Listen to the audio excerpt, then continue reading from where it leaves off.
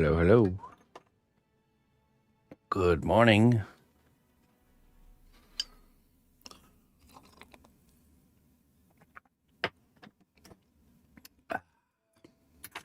Okay. A little bit of an adjustment in our schedule. Our Monday will be Wednesday, and our Wednesday will be Monday. And so it is. So that means Noble ally, please accept these treasures as a gift for your unwavering service to the kingdom.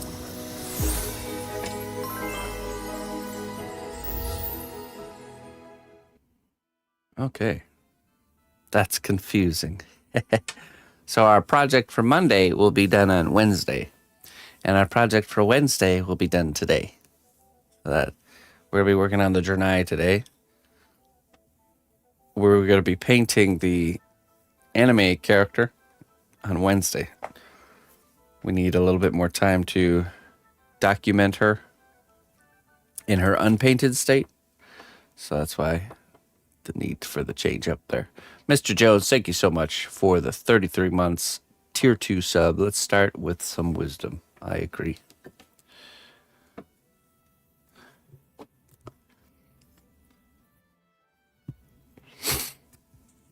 Good day from Germany. Hallo, wie geht's dir? Guten Morgen. Dragon tears or gillyweed?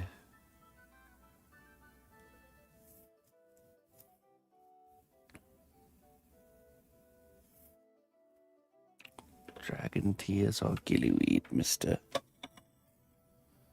Jones.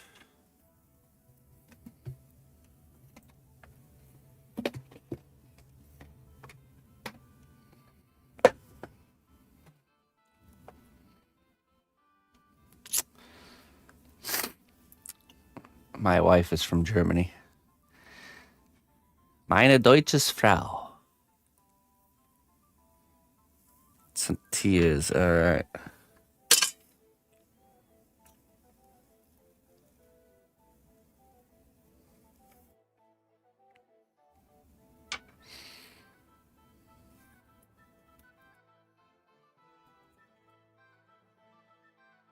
If you listen closely, you will hear when it is time to stop pushing.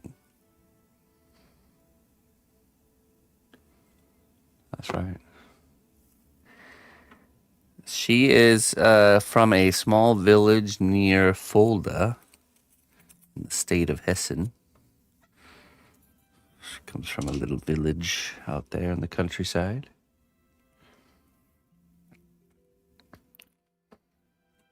Ezish.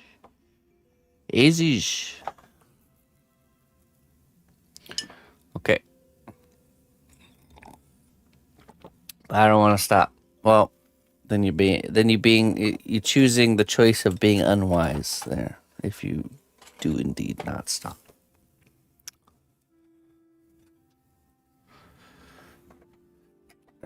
Dresden, Saxonia. That's the first time I've heard of it.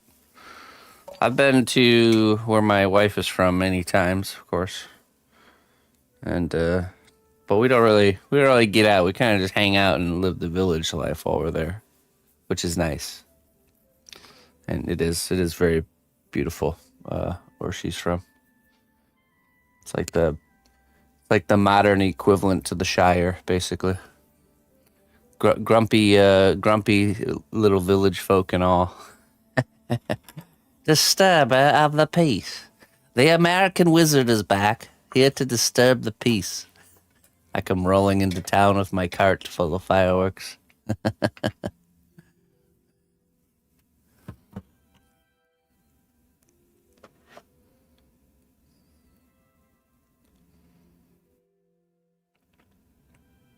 Oh, I'm sure. I've been everywhere I've seen in Germany. So I've been to two places where she's from, and when I first went out there, we actually went up to the Black Forest, up in the mountain top of the Black Forest, and we rented a cabin there for like a whole week, and that was They have the grumpy, staring hobbit farmers. Yeah, that's like the German people. They all are mean mugging each other, like giving that scowl, you know, like just like the Hobbit in Lord of the Rings. But then as soon as they see somebody they know or something, it's like the scowl like immediately turns around. They're like, ah, you know, it's like, oh, it's you, haha, how you doing? Yeah, it's so funny. I love goofing around with the German people.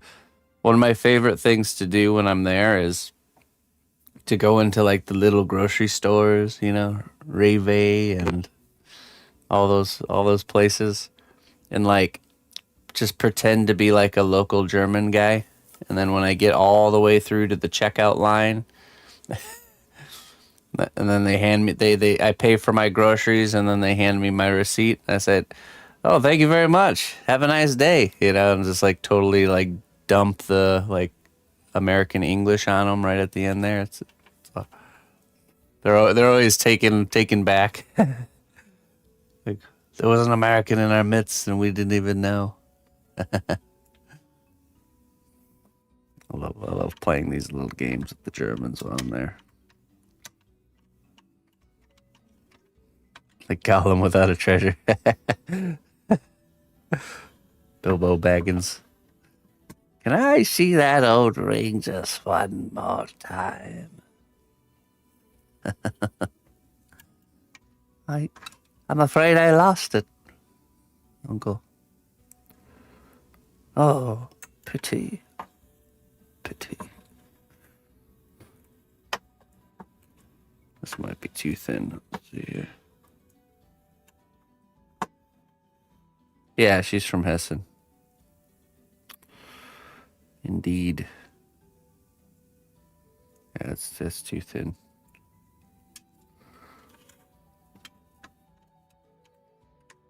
Maybe a 5.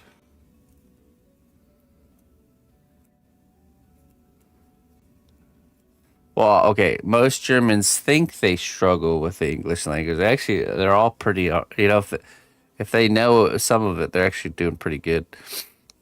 To be honest, there's just common like self consciousness with Germans speaking English, apologizing for their English while speaking perfect grammar, perfect English.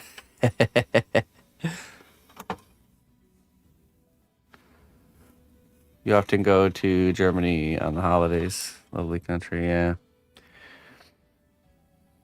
There's a lot of aspects of Germany I really love, for sure.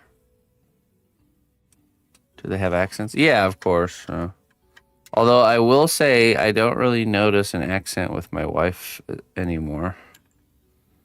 But I've learned it's not that it's gone. It's just I've gotten used to it. Because other people can hear it, but I don't. I don't hear it anymore.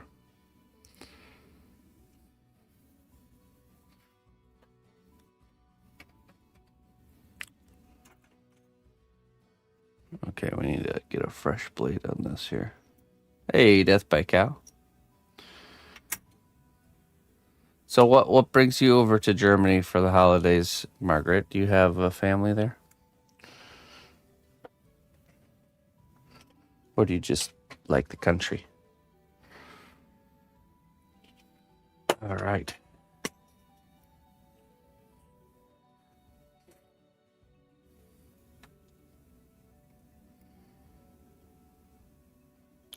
Dresden.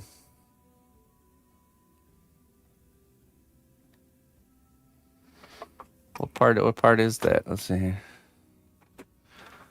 Around the corner from Netherlands. Oh, okay. So you're from the Netherlands, I'm imagining then.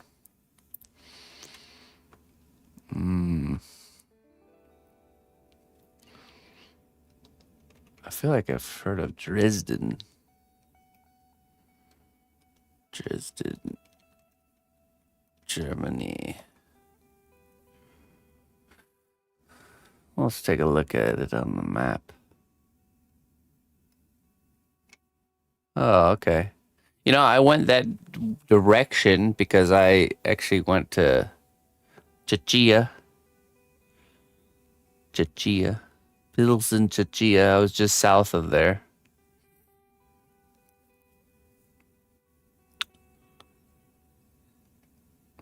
Not last year, but the year before. I was in Pilsen. Oh, so you're right on the border then of Poland and Chachia. I feel, is that how you're supposed to say that? Chachia? Chachia? Chachia?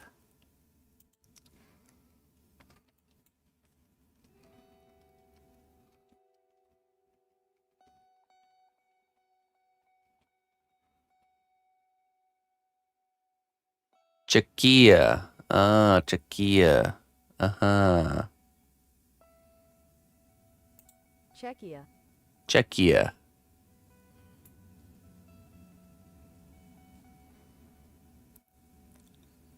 That's their new name. Czechia. Czechia. Es tut mir leid. Really? Alles klar.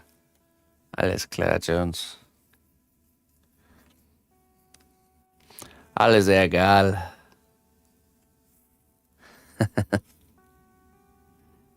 Das ist not so schlimm. that's my newest one I picked up. Yes. Alles not so schlimm.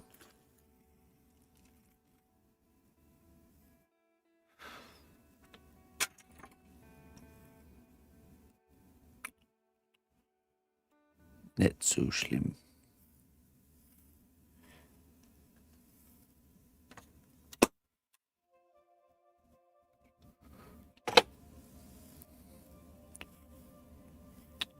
Okay. Don't really know any German. It's, if you don't use it, if you don't practice, you lose it. For sure. I tell you what, you pick up a lot, man. Probably one of the best ways to learn a language is to just completely be immersed in a situation where you're like surrounded by it. That's like, you learn it so quickly that way. Okay.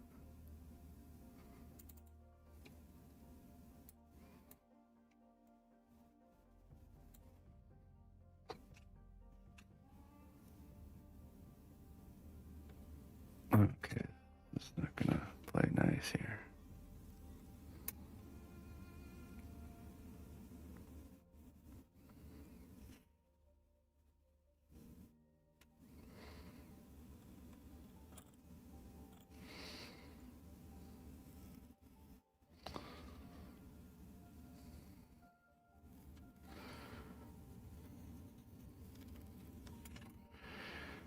There's a good chance I'll be back to Czechia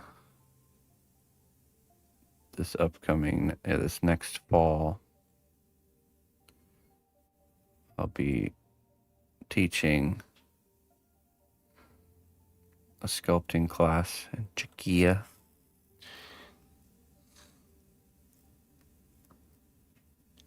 Czechia, yeah.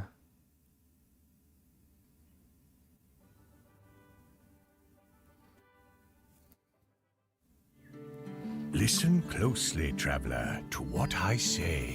Twitch Prime does not even cost a dime. Uncle Richard, 42 months. Thank you so much, my friend. Thank you very much. Happy Monday to you, Uncle Richard. Hope you're having a great start to your week, my friend. Thank you for supporting me. Yeah, so in Pilsen, Czechia, there is an event hosted by Polymer Clay Week. It's a polymer clay convention that happens every year. They've reached out and invited me to be teacher there. And I'm pretty sure we're going to say yes. It's not officially locked in, but I think we're going to say yes. We'll have to make the official decision on that soon.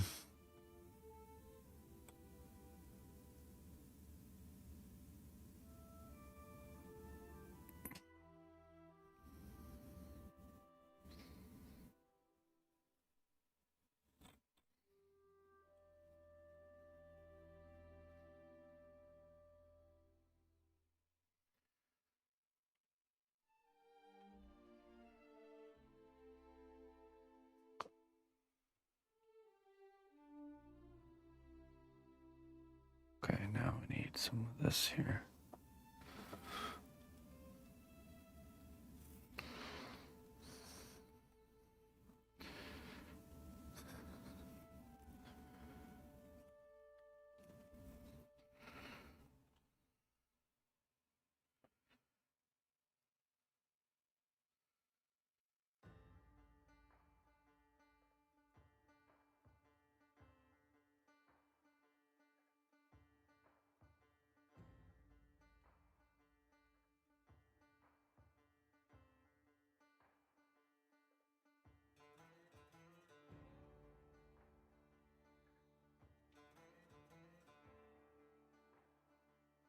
Fresh coffee.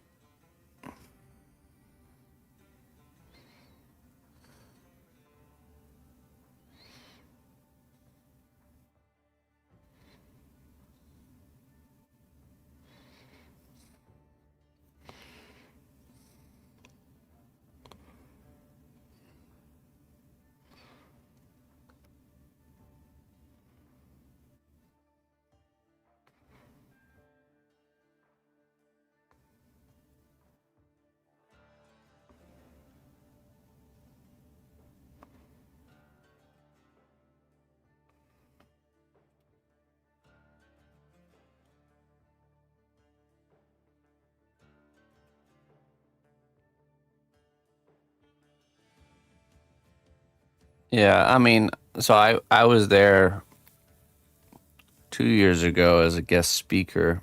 I wasn't able to teach a class then, but I showed up to do a speech, and it was a good event. Um, I will say it is more a a lot stronger of a group for the kind of the jewelry side of polymer clay, but it was still fun. It was still fun nonetheless. And I'd say the sculpting side of polymer clay is definitely picking up speed. So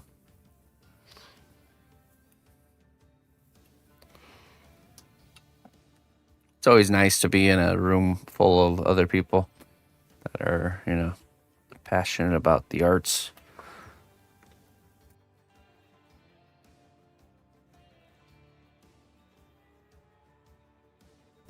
It's a cool little city, Pilsen is as well.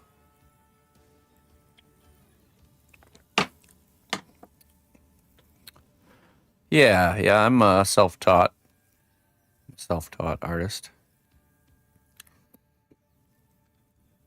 Pioneered my way through self-discovery and trial and error and lots of struggling and the wonderful tool that is the internet. We really live in an age where we can teach ourselves to do pretty much anything. It's such a wonderful thing to have so much knowledge right at our fingertips. It's pretty an amazing thing.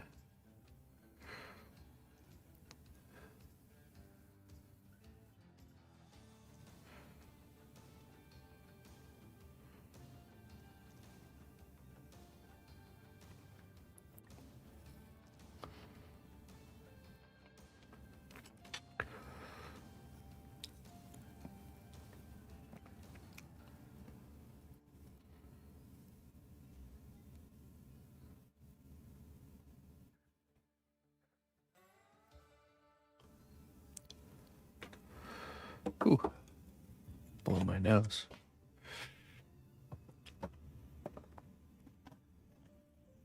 Hey, what's up, Deagle?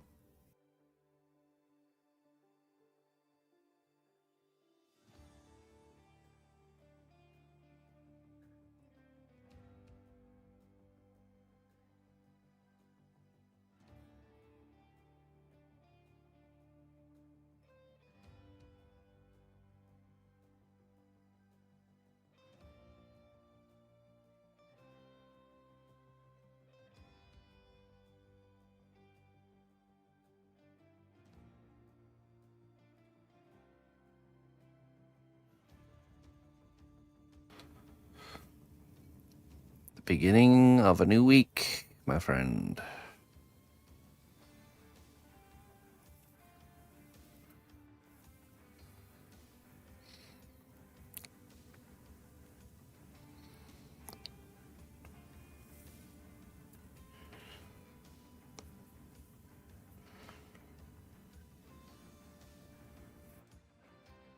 Yeah, I've been dealing with it too. Been dealing with it too there, Mr. Jones.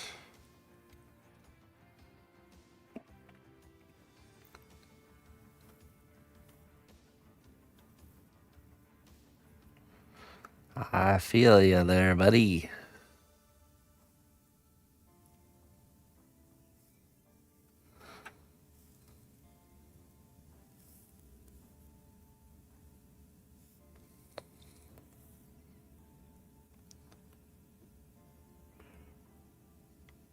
Slippery elm, really? Interesting.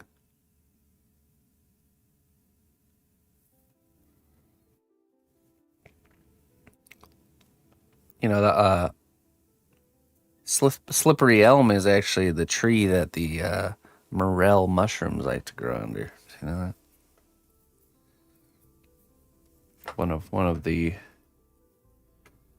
you can find a slippery elm that's bark is just starting to peel off, it's the great habitat for morel mushrooms.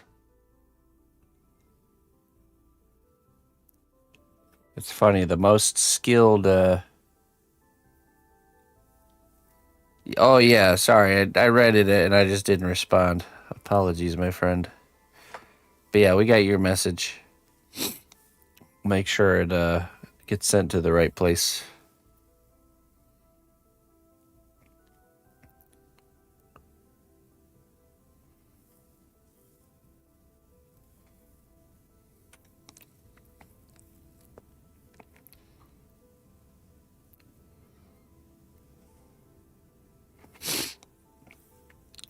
It's a bad habit I have of reading messages, acknowledging them in my mind, but then not actually typing out a response. Like, all right, sounds good, Deagle. But then not actually saying it. I did respond to you. You didn't hear me, Deagle? I said it out loud.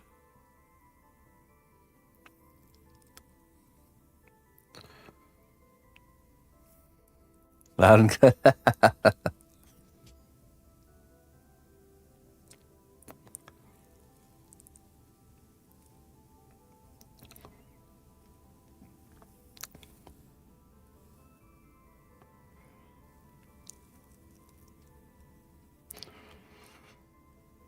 Okay.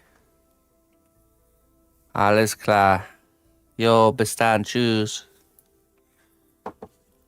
Nice to meet you. We'll see you around.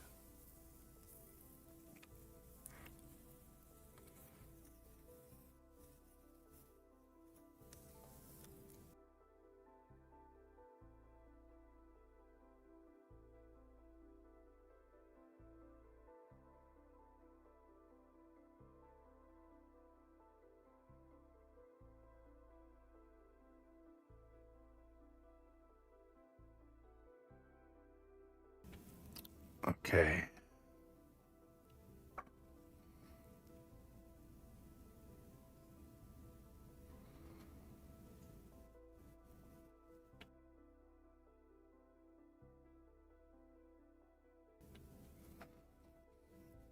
Sounds good, my friend. Listen closely, traveler, to what I say. Twitch Prime does not even cost a dime. Q25, thank you very much for the Prime sub of 4 months. Have a nice stream. Oh, thank you. Hey, thank you for your support. Q25, I'm very thankful for that. I sent that address. Okay, yes, thank you, Deagle. I appreciate it, man. Yeah, I'm not sure if we had it locked in or not. I guess it depends on where we sent the first one. Thank you very kindly. Yeah, it's the missus follows this creator, I think on Facebook. She's a really talented photographer and editor. And yesterday she posted, she got a big following, and she posted her resume on her social page. Basically, it's just that reality that we're in this time of things shifting, and it's a very unstable time for a lot of people. And it just makes me reflect and be thankful for the community we have and the support I have that allows me to continue to do what I do and not have to scramble and go find work elsewhere. So thank you. Thank you very much, everybody, for supporting me and sticking with me. It'll become even more important the further we slip into this this future scenario we find ourselves in.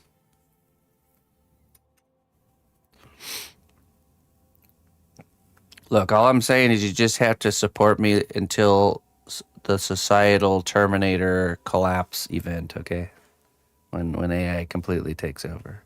Just get me till that point, and then I'll be all right. Then I can rely on my survival gardening skills. That'd be much appreciated.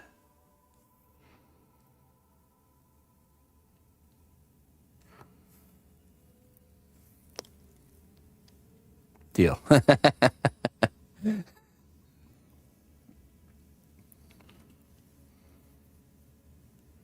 Nah, but it really does make me feel, I really feel for the struggling creative that, who knows, like, imagine spending your entire career sharpening and refining a skill and becoming very proficient with that skill just to have something be developed that basically takes away all the funding and the work for that skill. It's really an unfortunate situation to be in.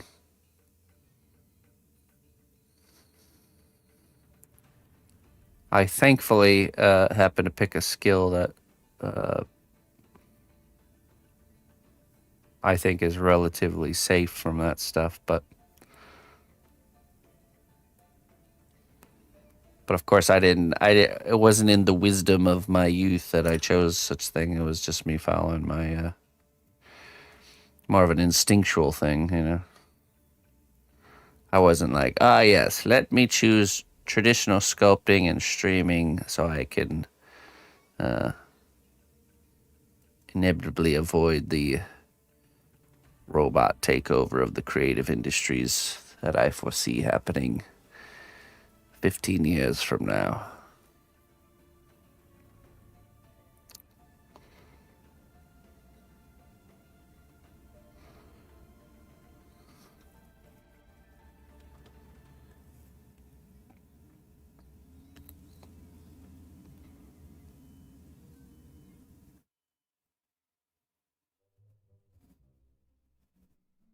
It's like artists, creatives are like the what do they call it? The canary in the coal mine, perhaps.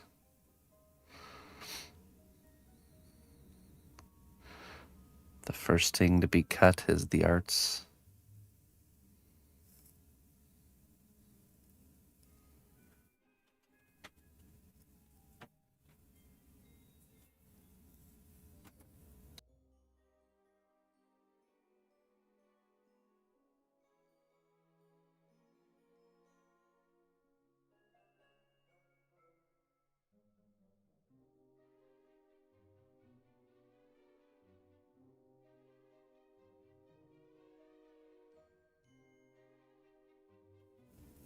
All right, let's see here.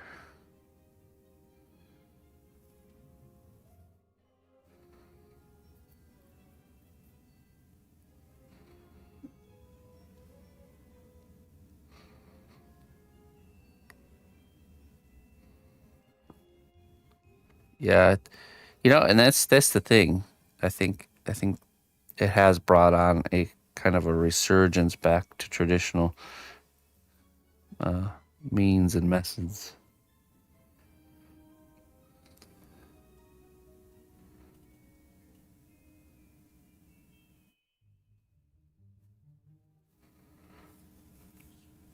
Which, if you think about it, it's traditional. Traditional work has proven itself to hold up to the test of time, to maintain its value despite technological advancement.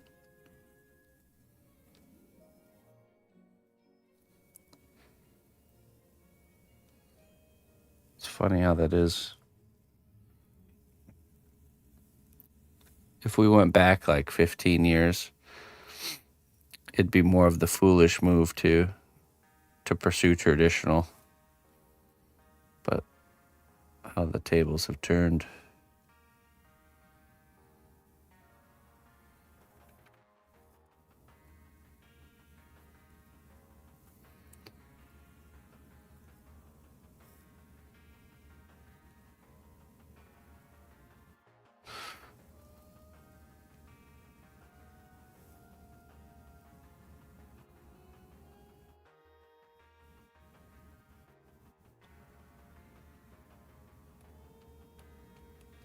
Oh, nice. Old school.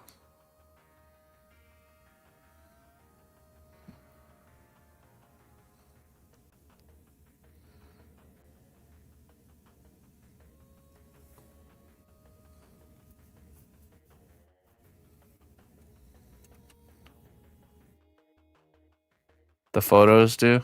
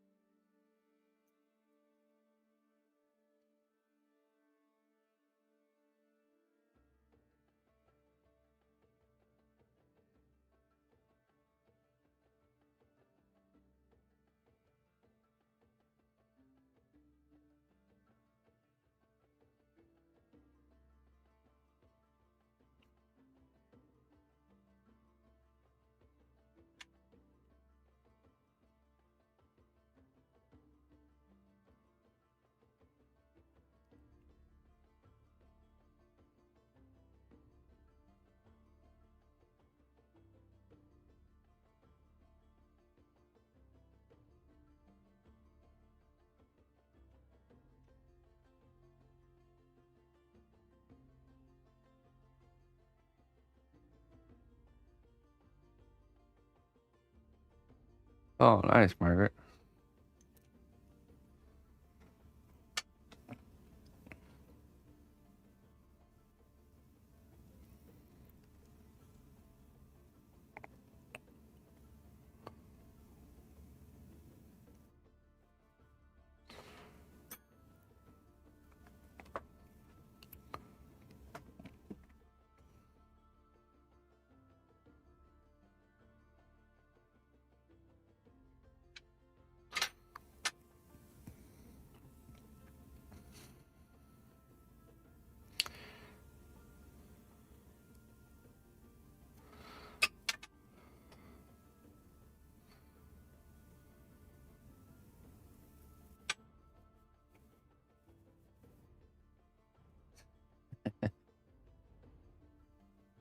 Oh, yeah, for sure.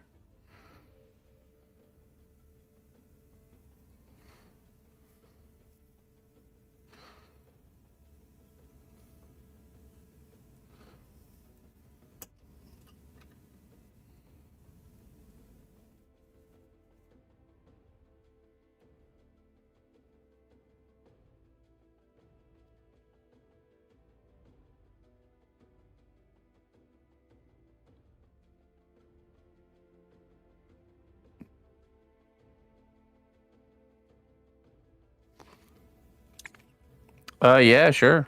Sure. The painting's going good. Definitely more work to do, but I really like how it's turning out here.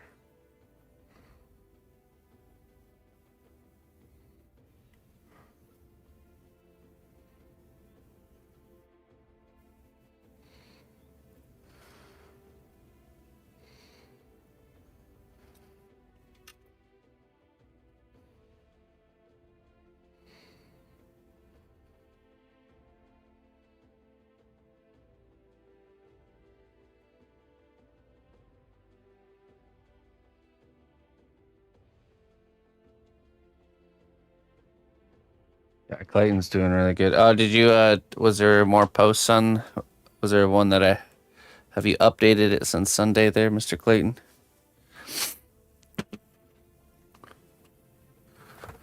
So next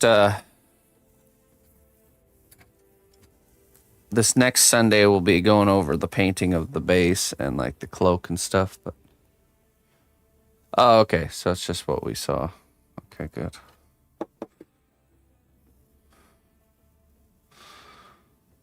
Let me see here.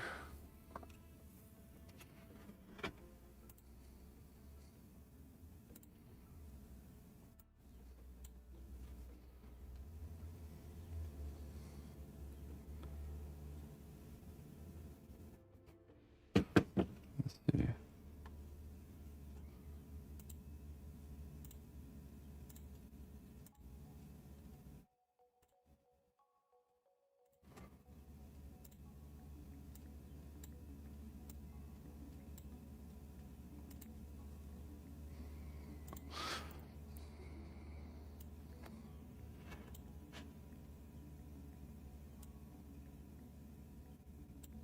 There we go.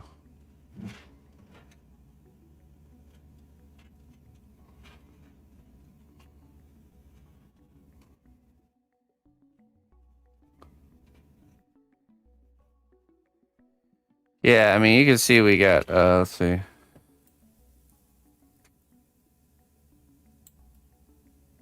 This area is kind of more of the finished area you can kind of see with the rust.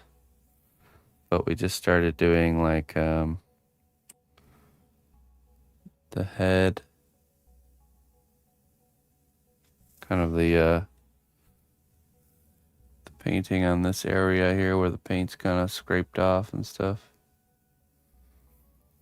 And we started working in this color right here, this burnt metal color.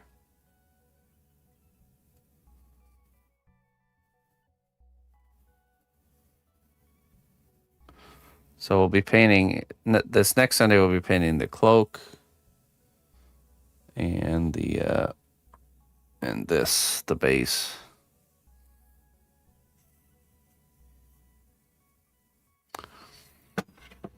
What should I say here?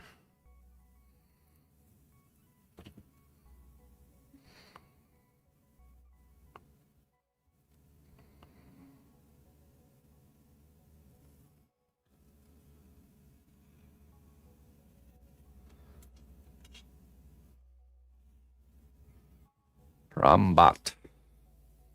The Rombot. Beware the Rombot. I still have to get the lights in the back plugged in. Replugged in.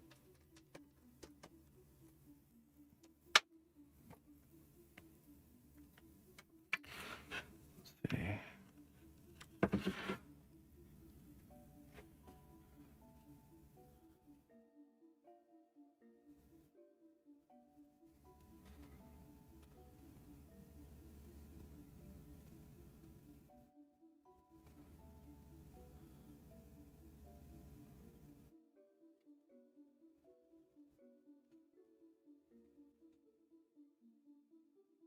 And then the screen will light up back here too. Really like how that turned out.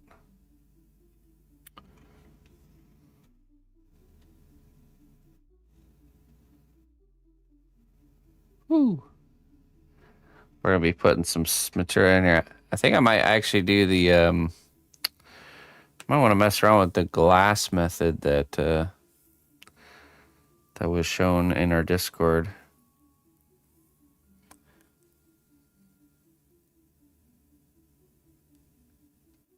Yeah, and then we're gonna add like a mixed media, like smoke effect, kind of trailing in the same direction as his cloak here.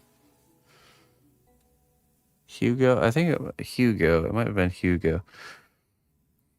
Something we want to put something here to diffuse the light. So could just be cotton with like a black gray dry brush too.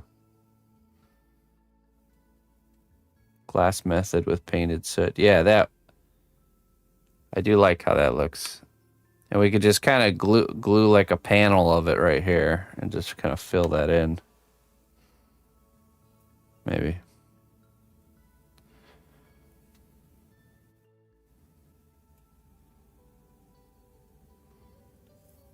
I really like how these scratched areas look right now.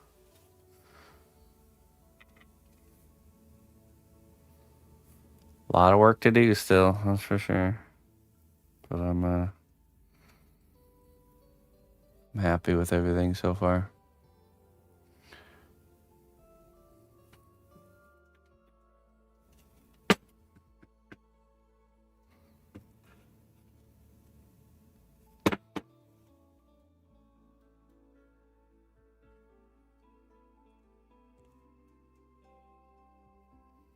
That was the dirty down rust, yeah.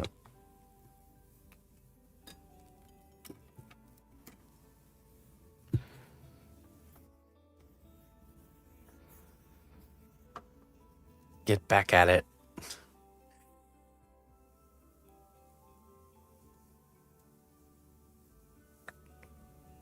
Yeah, I mean, you know, there's a season for everything, Jones. An ebb and flow.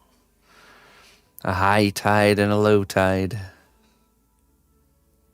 So don't try to push it too much or feel bad if you're missing out right now.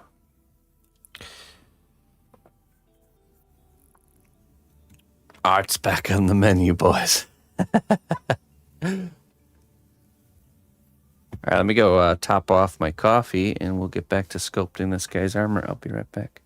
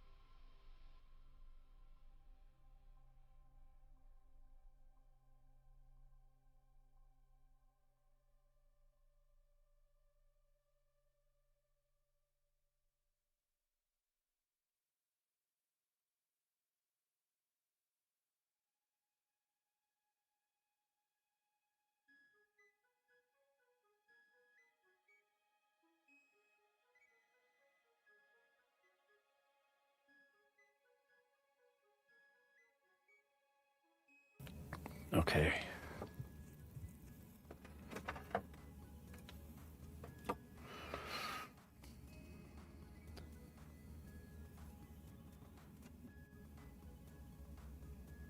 So funny without full arms. Yeah.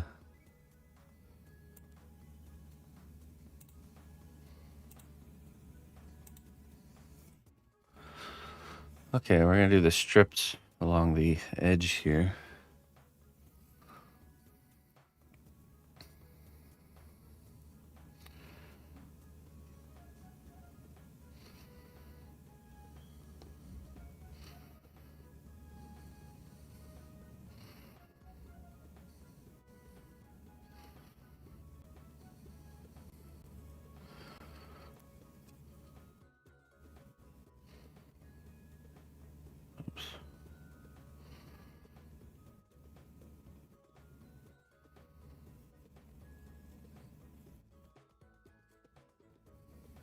Shankman.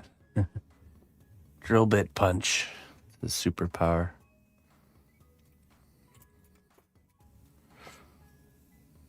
Hey, what's up, Korvik?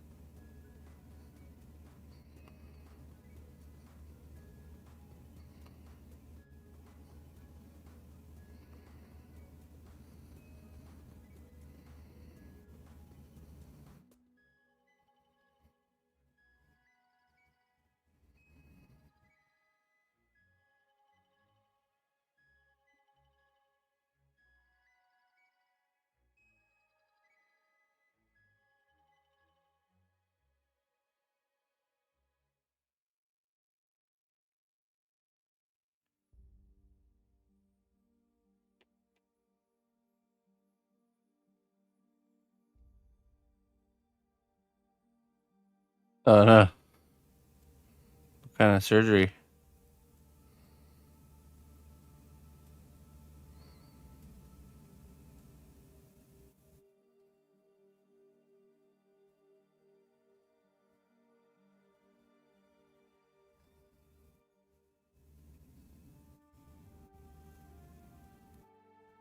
Oh, very unfortunate. Hope everything went smoothly. What kind of cancer?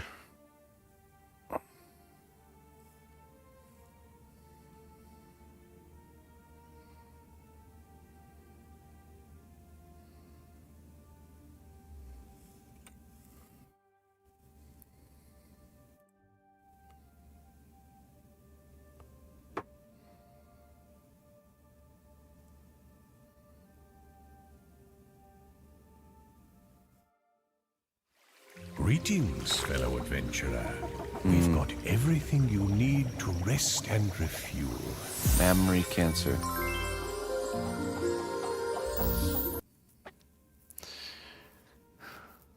Loose noodle. Thank you very much for the 5 months, my friend. Thank you very much.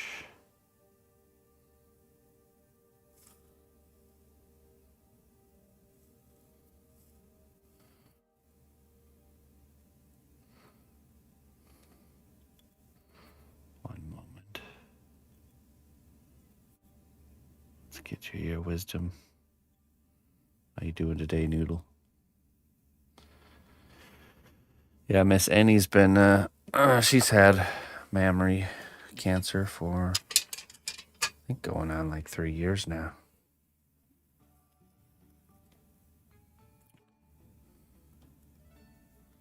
we opted to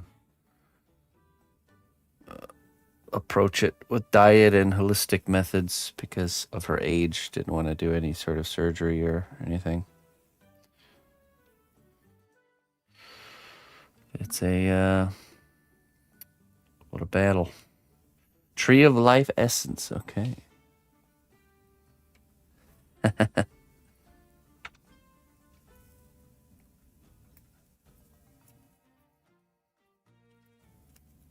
You are allowed to change your mind. Even maps are redrawn.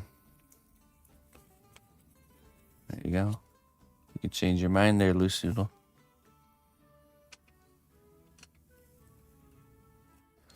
Even if it seems as solid as a map, you can still change your mind.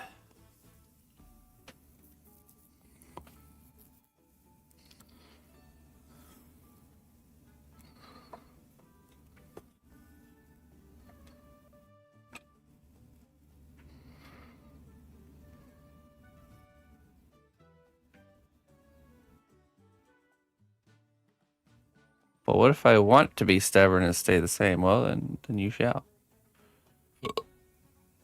Do what you wilt.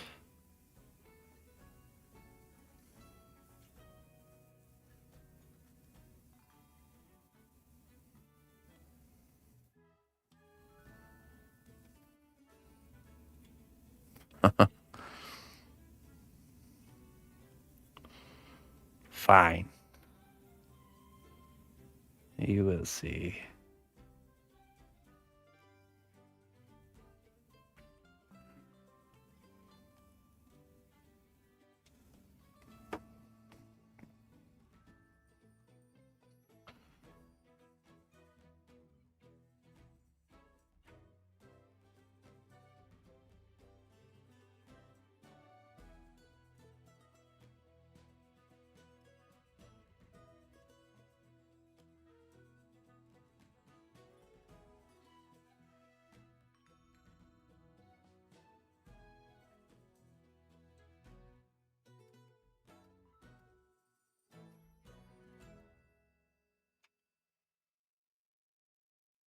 Doubting my decisions or indecisions.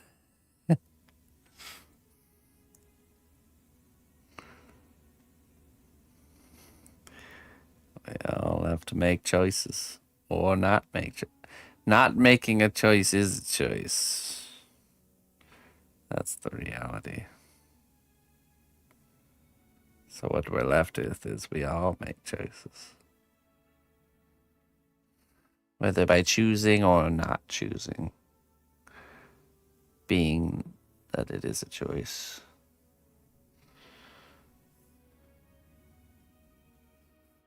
A bad plan is better than no plan. Yeah, probably, actually. At least the bad plan can be. At least you're practicing planning then to hopefully come up with a new plan. But by not planning, you're not even getting practice or insight of learning what's not the way to do it.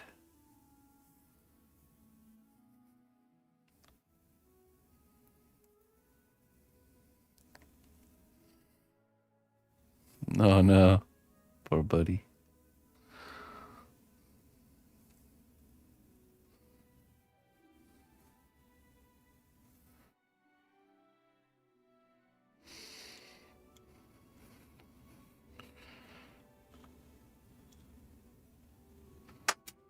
I think I want to say I had done research into an alternative to the cone of shame. It's like instead of like a cone, it's like a neck brace that essentially accomplishes the same job without actually being this giant cone thing.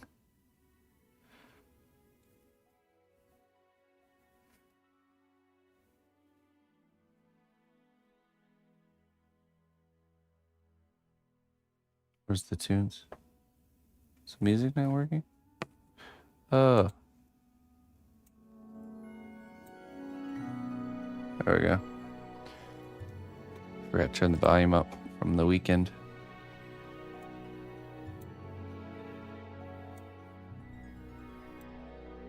Music budget ran out, yeah. Had to make cuts. Apologies.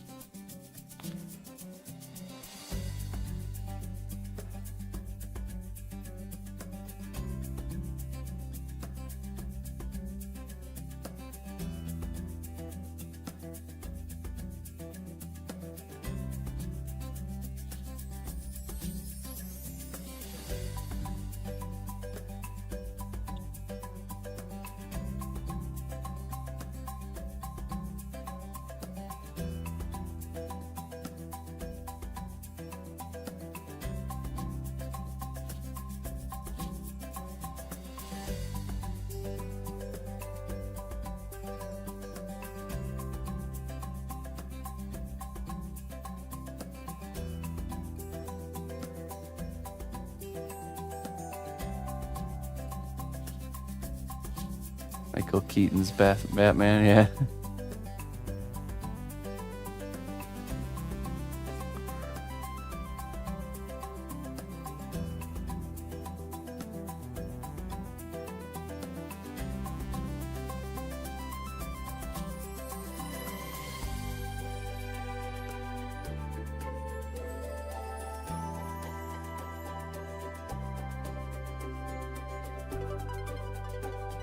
Ah.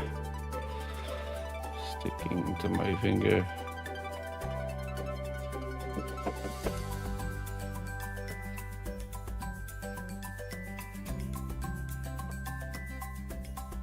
I know. I know. You're not the only one.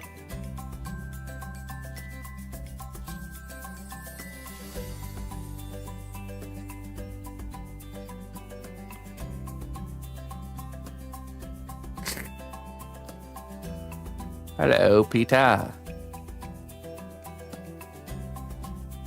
Hello, Rainier. Good morning.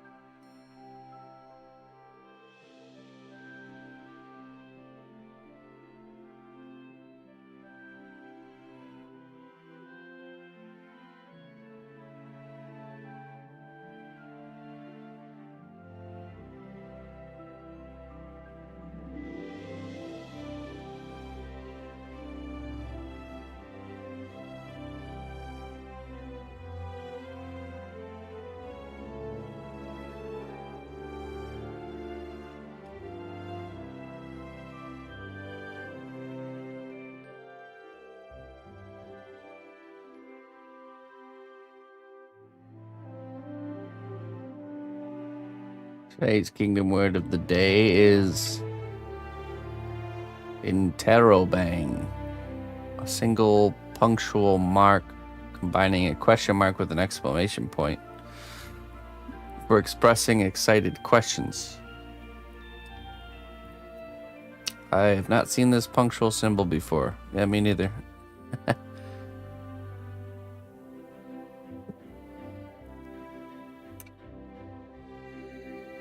Oh, oops, wrong button.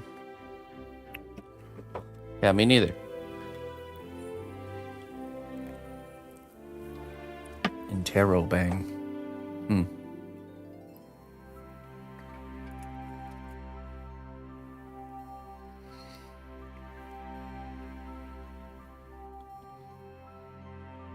In any book or otherwise, yeah, seriously. So it exists, but nobody uses it, so therefore does it actually exist? Hey, how you doing there, James? James. Good day to you.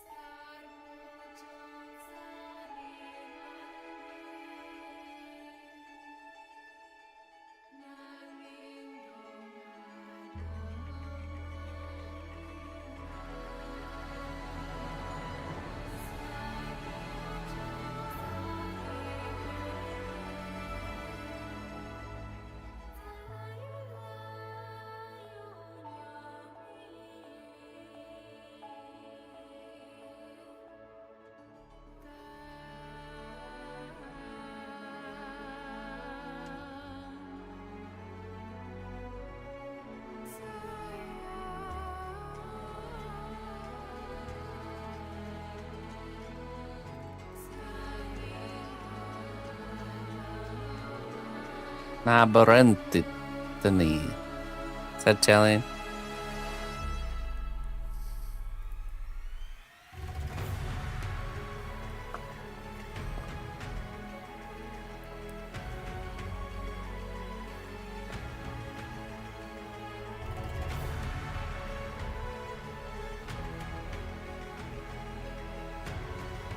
Never heard of that kind of pasta before.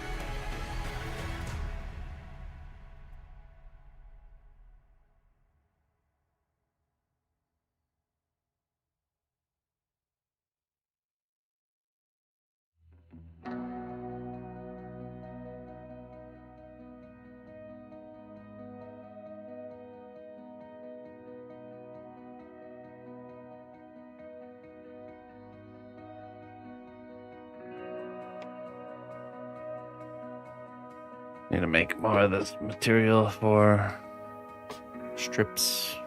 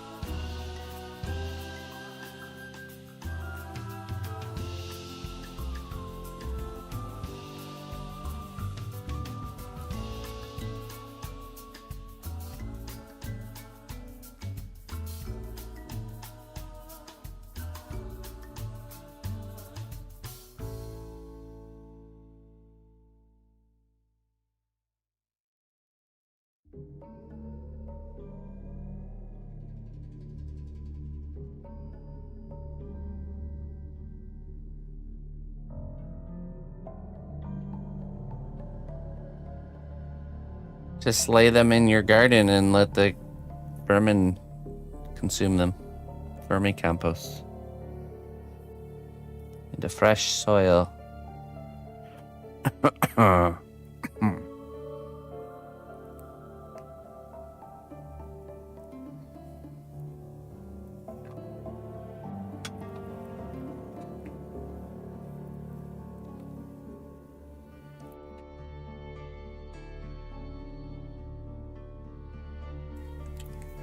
No, you don't.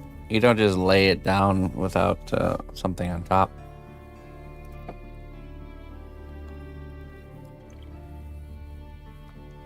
Take all those leaves from the fall that you saved up for your garden and pile them on top of the cardboard.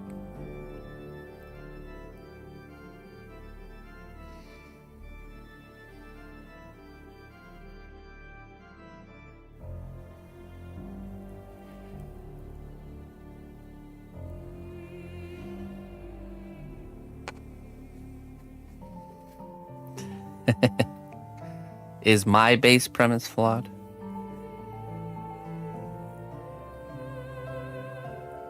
Whose base premise is flawed here, Clayton?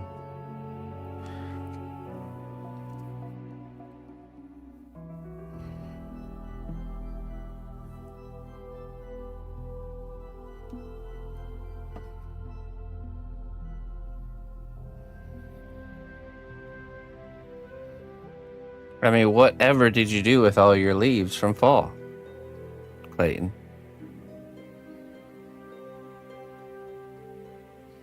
Where could they have gone?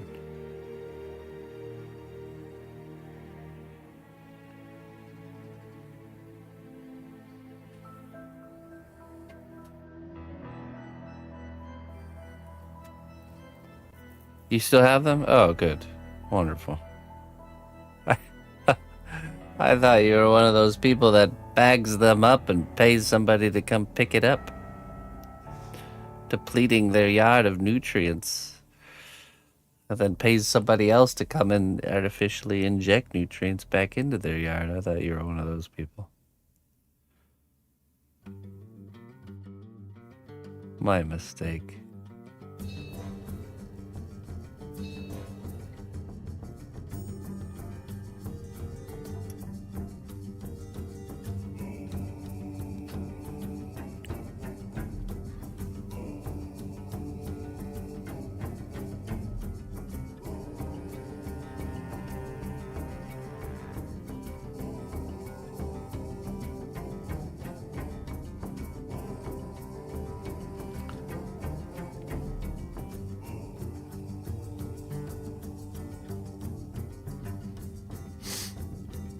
Oh, okay. You know what likes to grow really well next to or near or under evergreen trees is blueberry bushes. Dead pine needles produce a high acidic soil, which blueberry bushes thrive in. So it's something you can plant around your pine trees if you wanted to. They love the pine needles.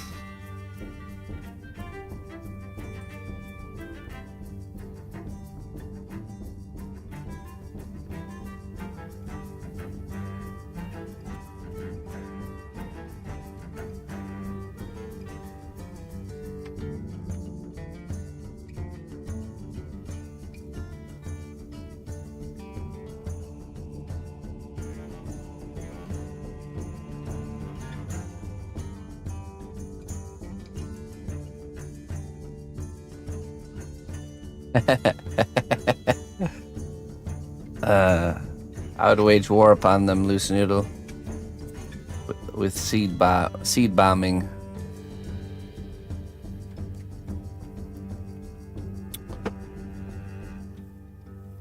You know what seed bombing is, Noodle? I'd set up a trebuchet in my backyard and disperse seeds throughout the whole neighborhood.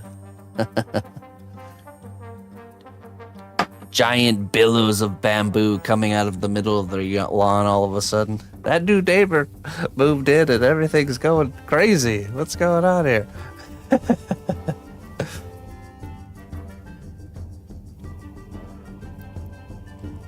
Random patch of bamboo planted in Miss Margaret's bushes.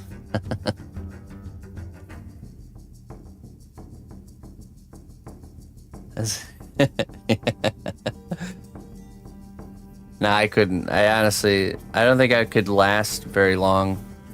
Even if I wanted to live in like a homeowners association neighborhood, it wouldn't be long before they would like kick me out, I'm pretty sure. Just my existence alone like would offend all their policies. My natural state of like not trying to cause problems wouldn't be good enough.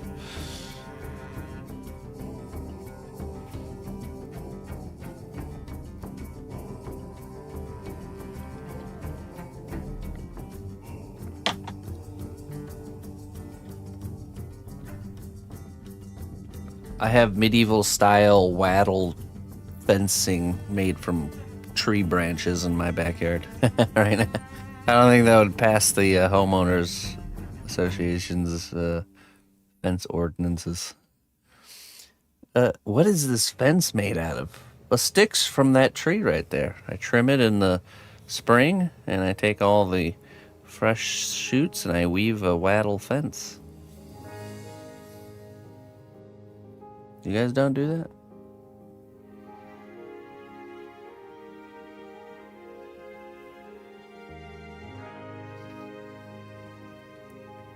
Yeah.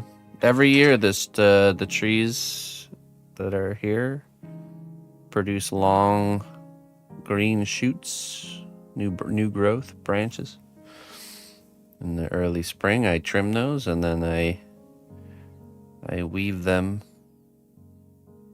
into fencing. I'm confident that's totally what they did in former times. Little rabbit fences and stuff.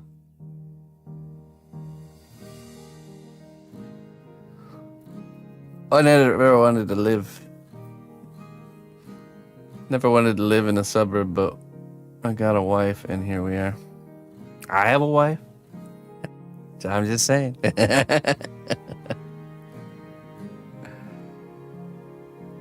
Look, she can change. All right, we can do this. Just got to get her on that holistic gardening path trajectory.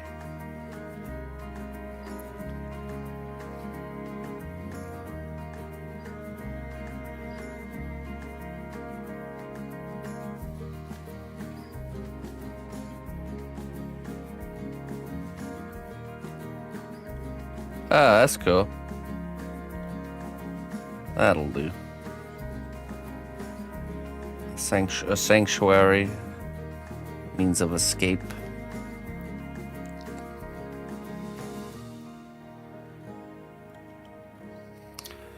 Look, just get her interested in something that would oppose the homeowners association naturally, like gardening or something like that, and then it'll become her idea to leave.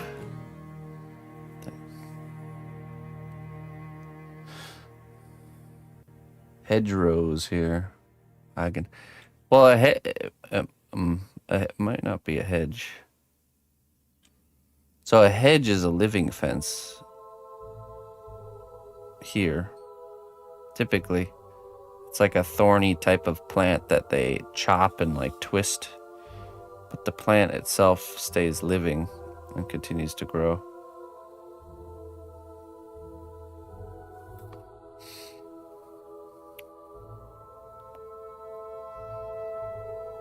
Hedging used to be a big deal back in the day.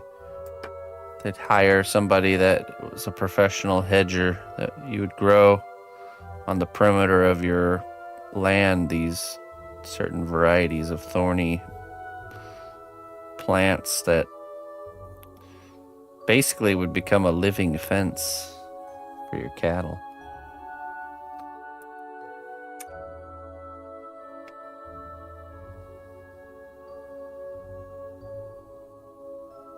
The French invasion, that's right, my friend. The quest must move forward. We must continue. Only forward to go.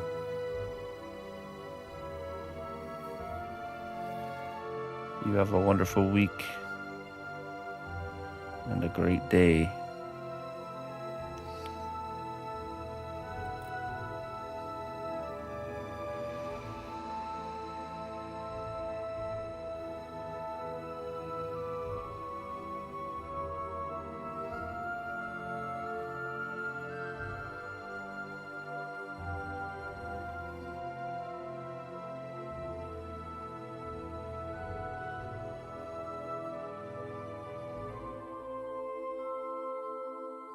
There you go, Noodle. I mean, if it works for you guys, and if it works, it works. No need to No need to ruffle any unnecessary feathers. Nope. Sopier. Sopier. Hello. Thank you. How was your stream? Your name reminds me of the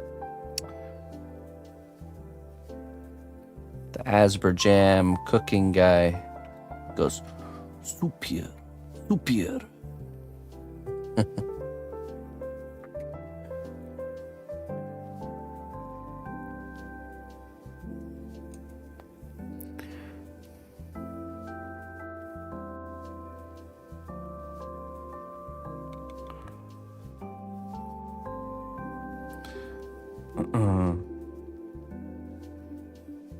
Some digital sculpting, all right. Wonderful. Yeah.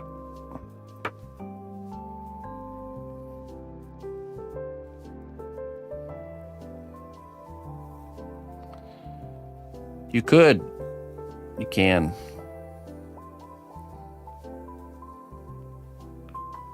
Don't defeat yourself so easily.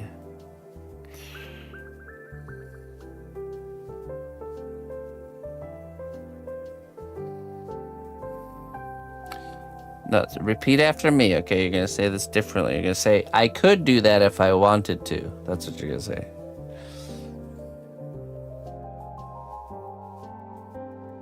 I love traditional sculpting. I would totally do it if I wanted to. There we go. That's better.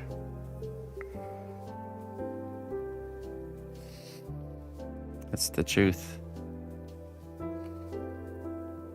Don't defeat yourself so easily.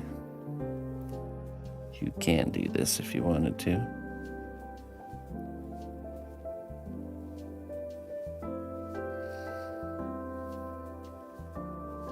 Don't let anyone say anything different, even yourself.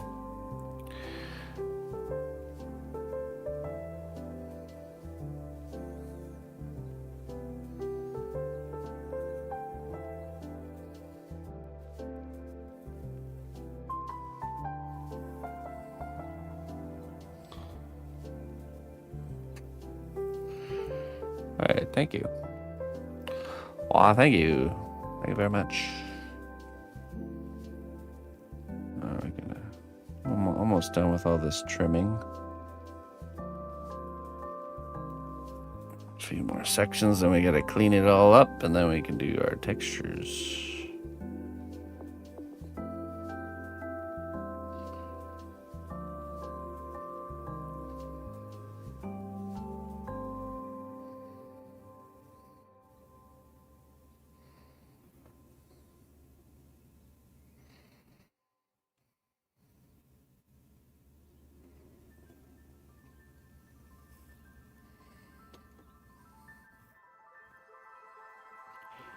Well, this is 6 days of progress so far.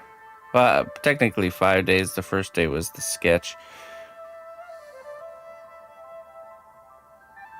But usually a larger piece like this is like 180, 200 hours, somewhere in there. Somewhere in there.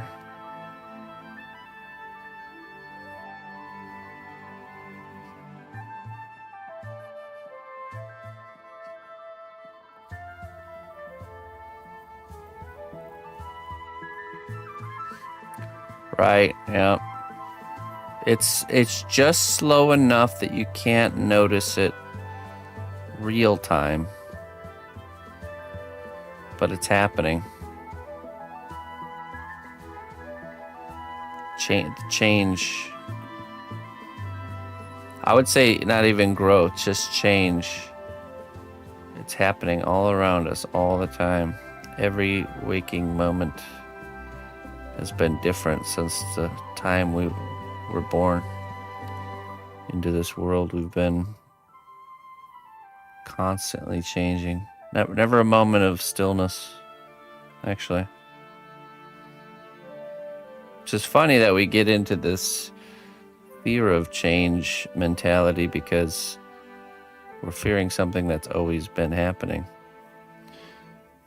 We have an illusion of things not changing until they hit this like tipping point. Then we realize, man, things have definitely changed. Like snaps you out of the delusion that things aren't changing.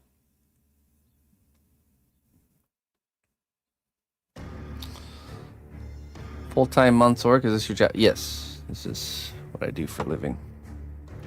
I do mostly commission works. So, this piece is commissioned by somebody. Either individuals for their own personal collection or companies. So be it.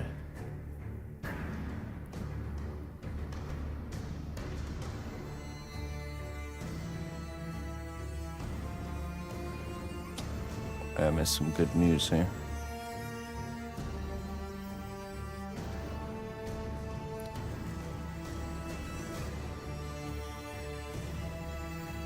Third interview, Scramboozle.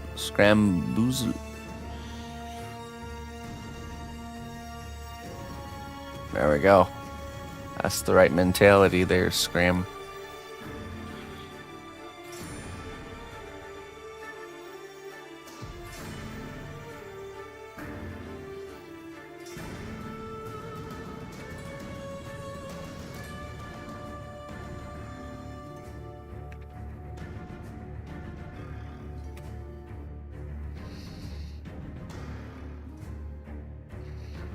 Might have to make more material here.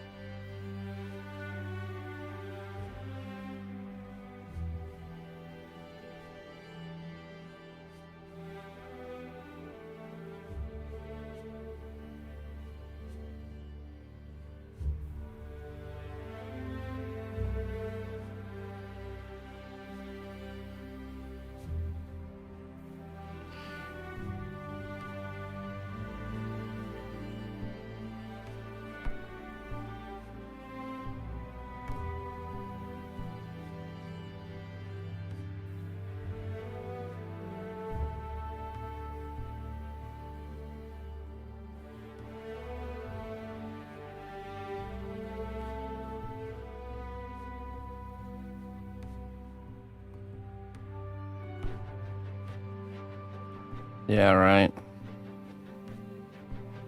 Hey, that's wonderful. That's quite a career change. Well, it's this slow drip too, it's this idea of a slow drip.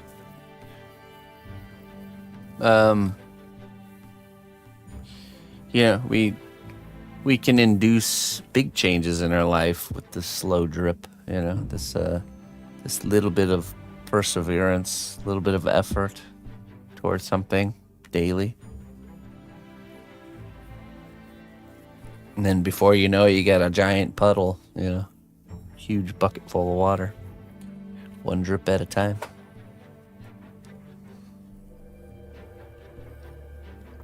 Most things happen this way.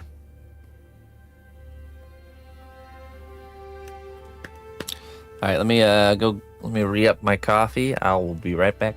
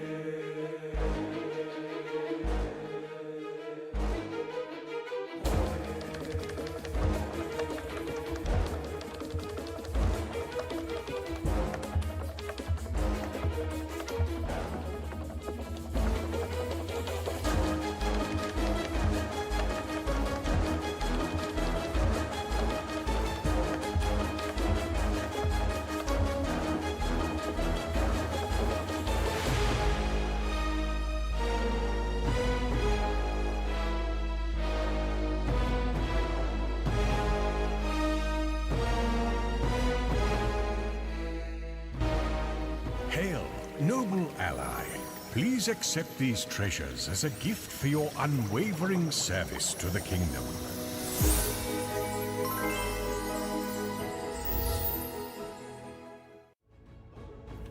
All right, Manimal. Thank you very much for the 40 months there, Manimal. Oops.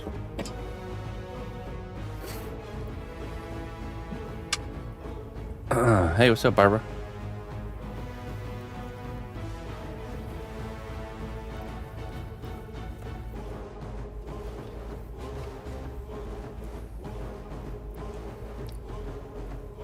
Thank you for sticking with me there, Manimal. I appreciate it.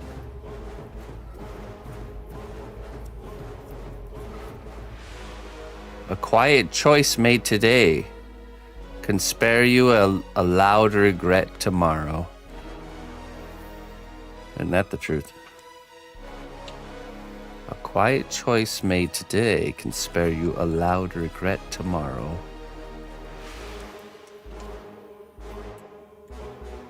Definitely.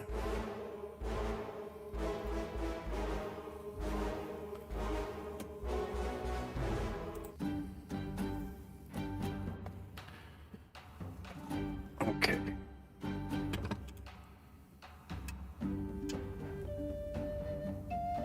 I need to make a little bit more of this material here.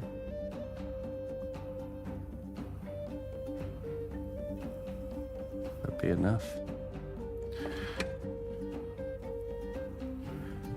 Let me get some more.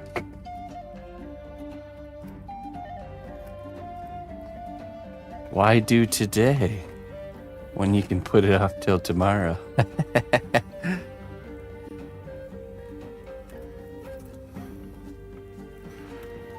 Yeah. That future me. Screw that guy. Monday's laundry day, huh? Nice, Barbara. Getting it done.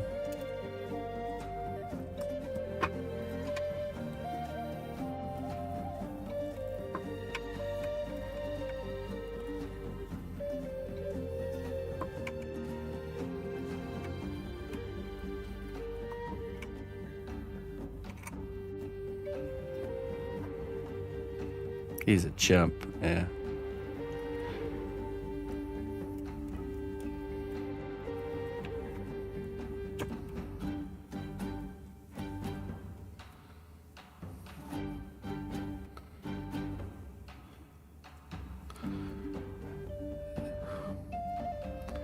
It's a trickle down. Past me despises present me, and present me despises future me, and future me despises both of them.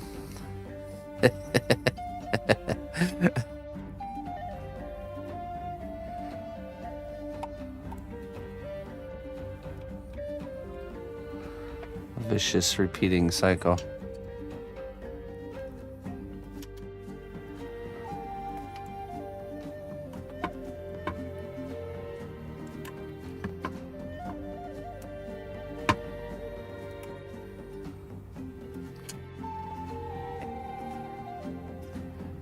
And the only one that could change the outcome of all of it is present me. If present me would just sacrifice comfort and what it wants to do, past me and future me would appreciate it.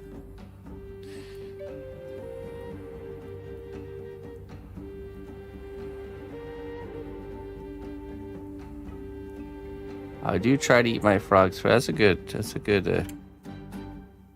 getting in a habitual mindset of tackling things right away.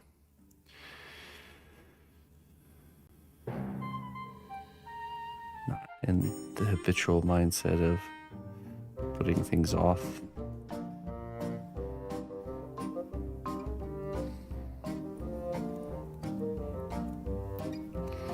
The full realization and understanding that it's not, the problem's not going to solve itself nor go away.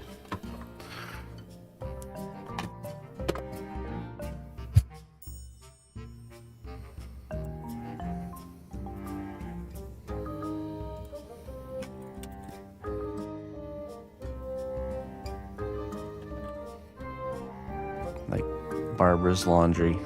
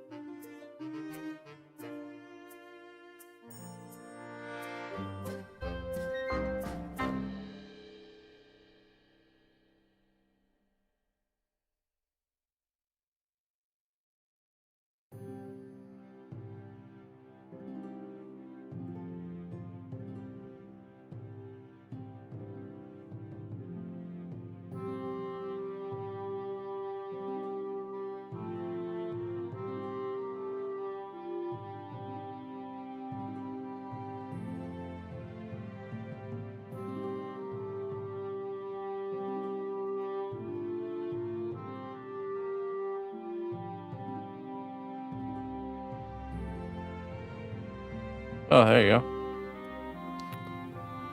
A perfect day to do the laundry. But Barbara, think of all those TV shows you could be sitting around watching instead. What about them?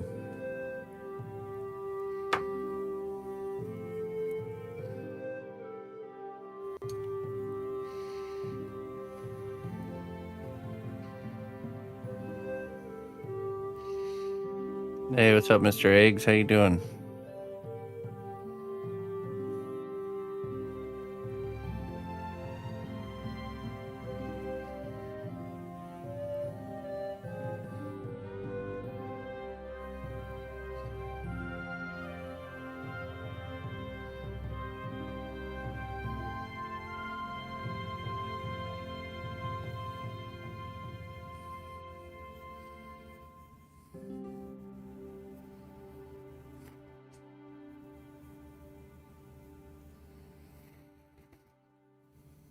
Oh, I'm doing great. Had a nice, restful weekend. Ready to take on the week. Jumping right in.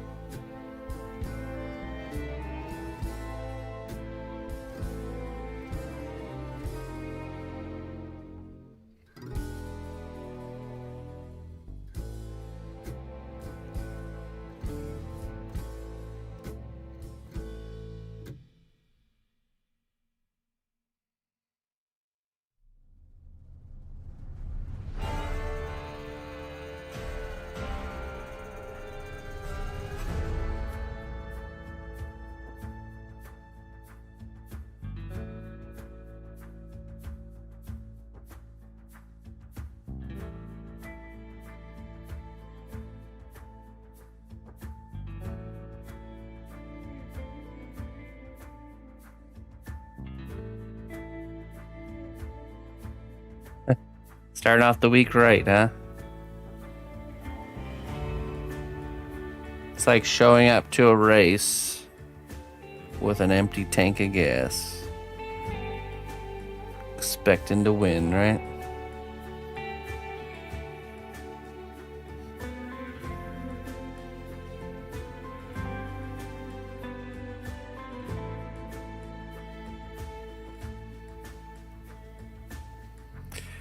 Take a break, eggs. Take a break.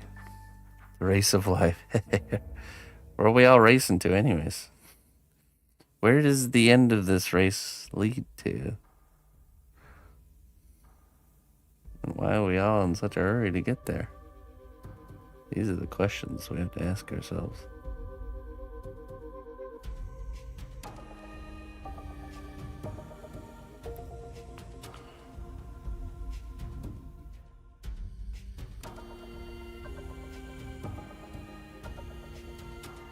Gracias. Panim.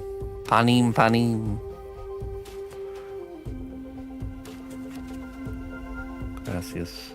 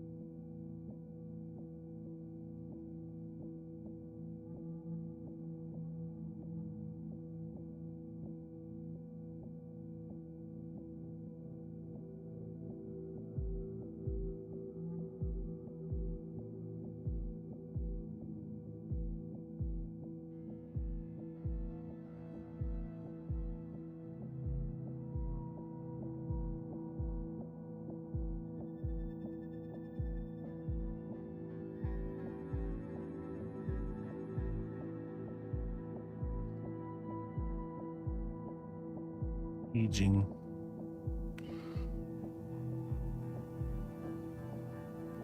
Truly humbles us, doesn't it?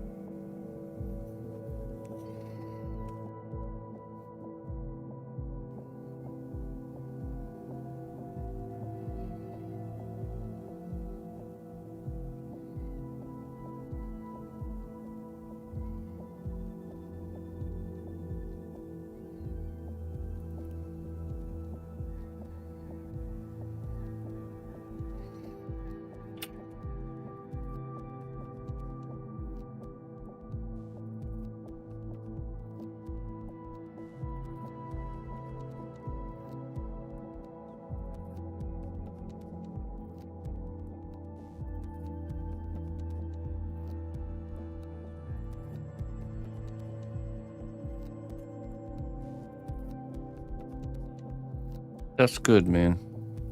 That's very good.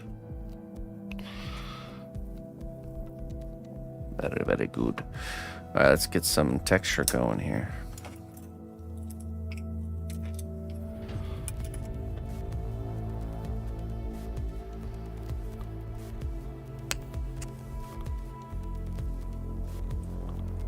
Nice, Patricia.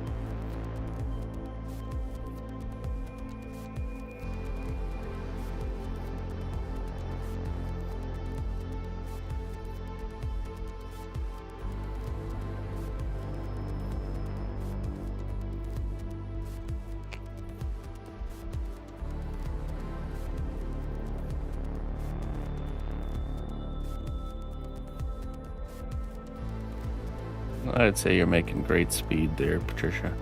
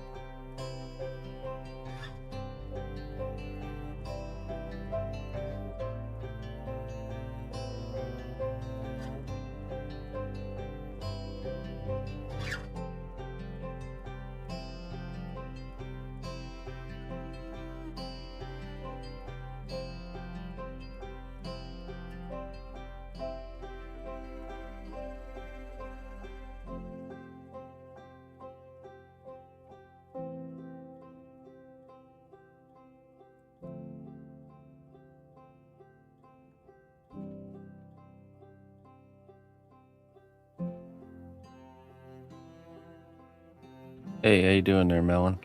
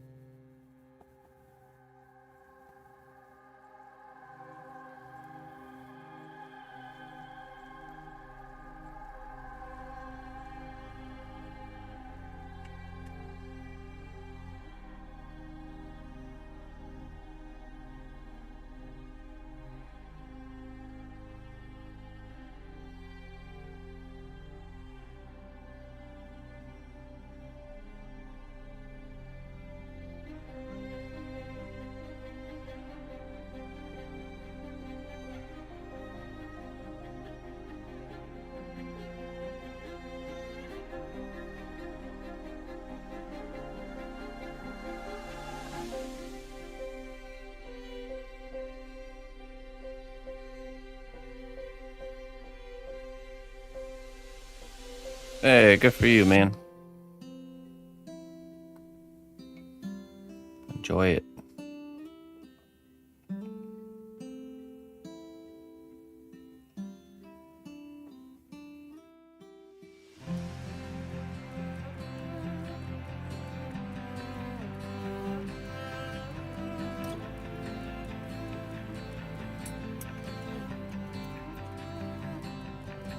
Hey, D. Good morning.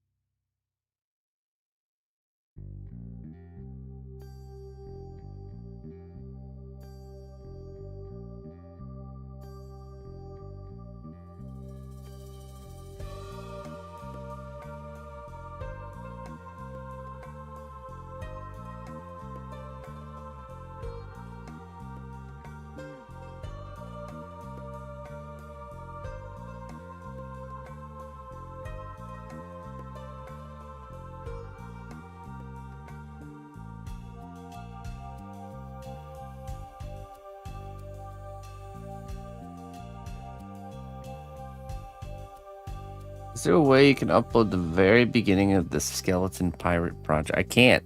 I cannot. I do not have those footages. There might be some clips of it on Instagram, though.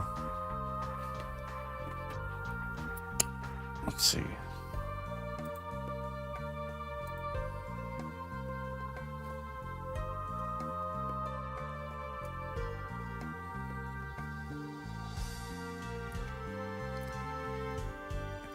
Female Draenei was sent off. It was for a Christmas gift. This is the other character that goes with that piece. This is normally our same kind of project, kind of. But this is normally our Wednesday piece, but we're not. We're gonna be painting the anime character on Wednesday, and we're doing this one today. So We just kind of flipped those 2 days this week. Let's see.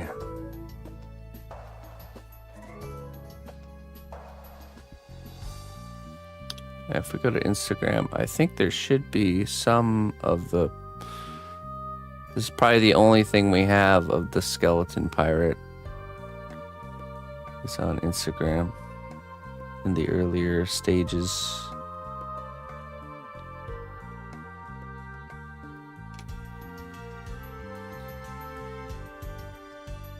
Okay, there he is. You can just scroll through, you'll see little snippets.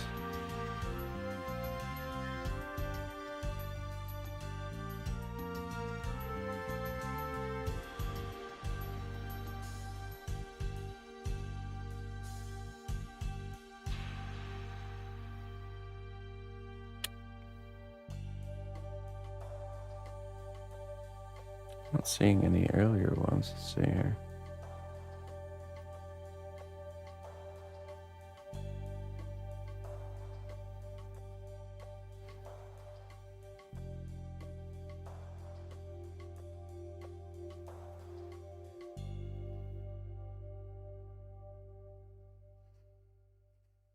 Back in time. Go.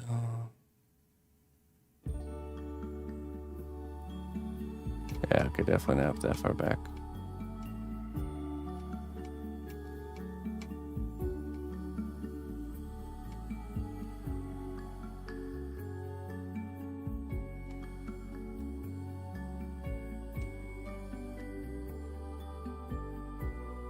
Okay, this one. I think this one's probably the earliest one.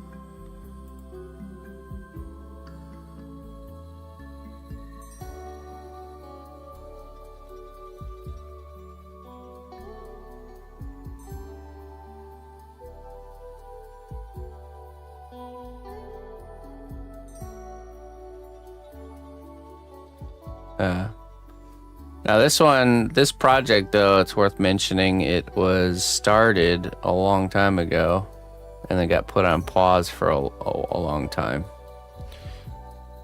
And then when I started it back up again, we decided to upgrade it and add a bunch more to it, so.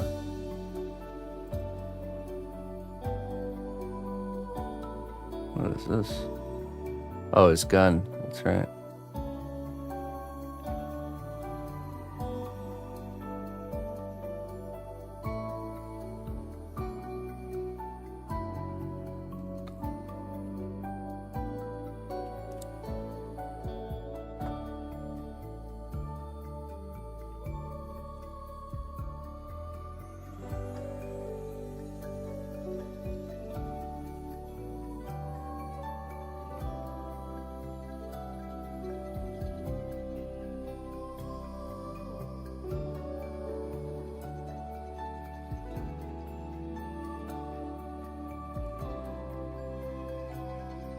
Yeah.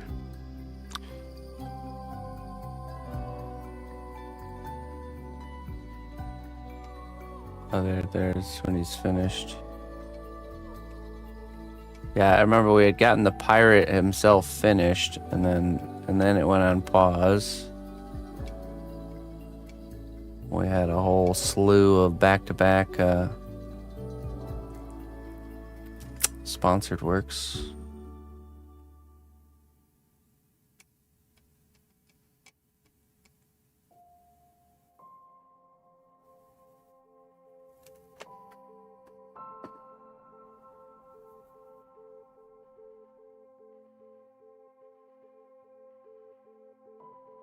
Yeah, I always liked that Monkey Island style.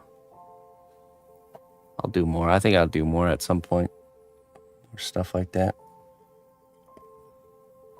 Any big corporate sponsors coming up? We do actually have one coming up around March-ish.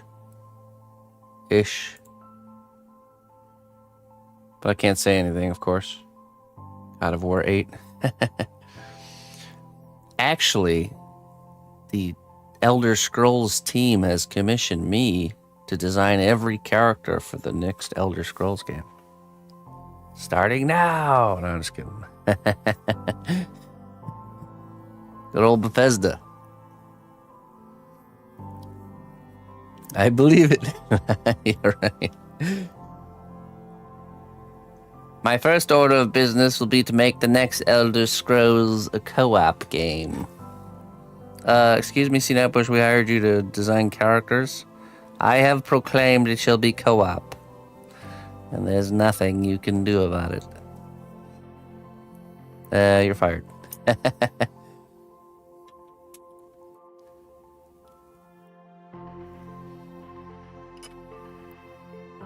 Lay off the skooma, dude.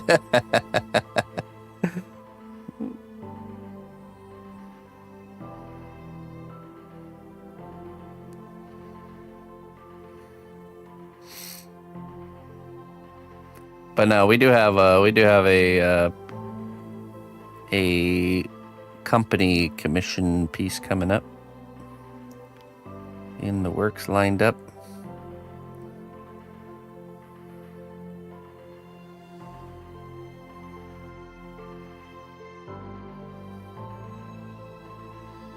But we got some time till then,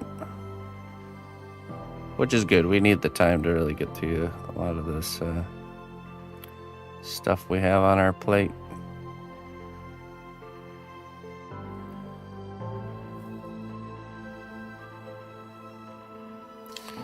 Yeah, and something for April too, but which is kind of in the same scope. Similar. A special project, if you will.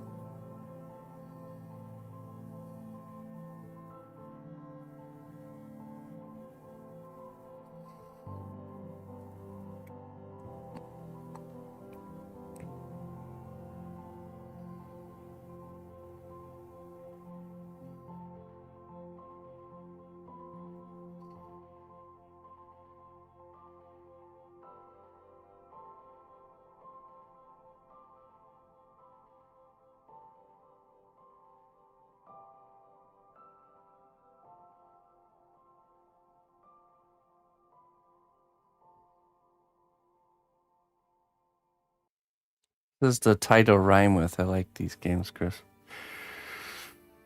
I'm not playing these games with you. You want to risk everything, Watermelon? Just so you can play a little game? Just want to throw it all away? For your own entertainment?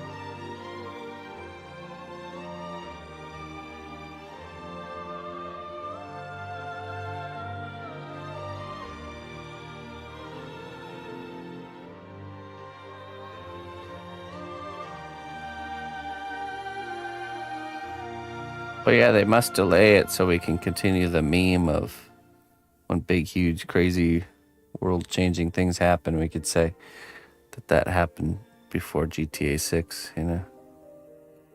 What else will we meme?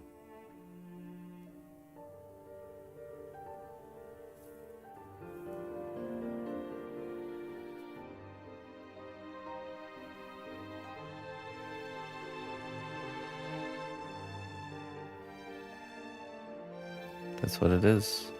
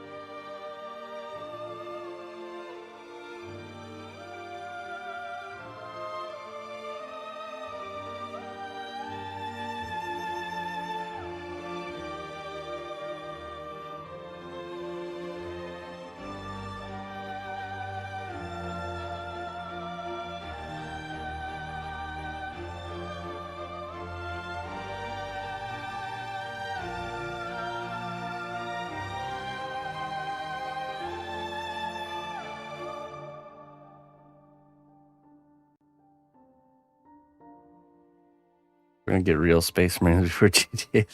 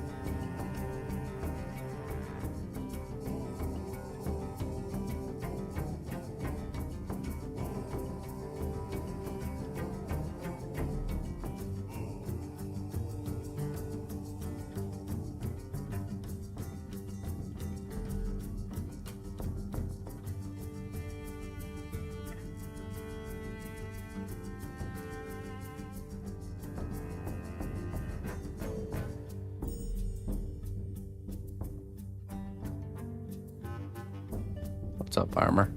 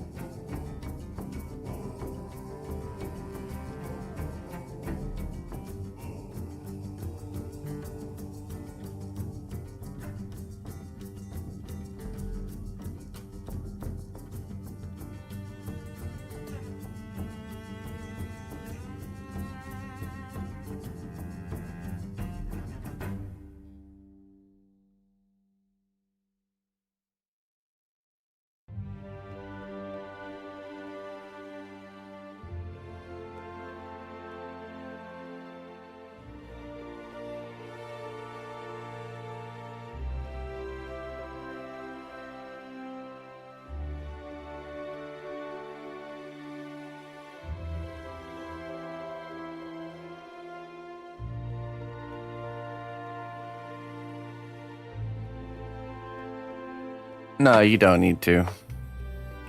Let all your sports ball worries fade into oblivion.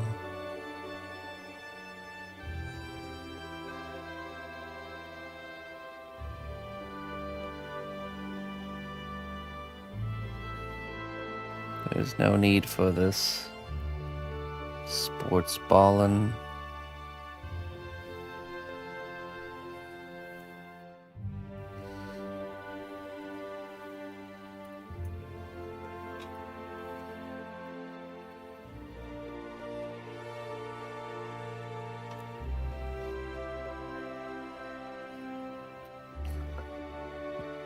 Come all who are burdened with sports ball, I shall give you rest from such things.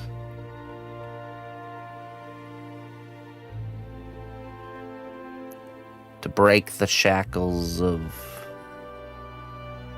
the sports ball curse.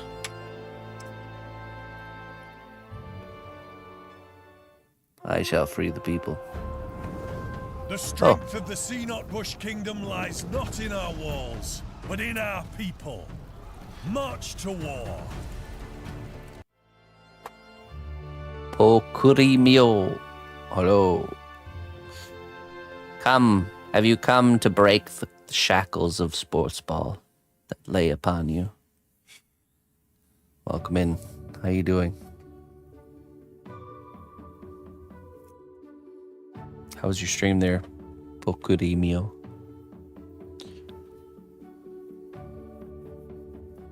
Yeah, come in. Sports ball. Yeah. It's a curse upon humanity called the sports ball curse. You ever heard of it?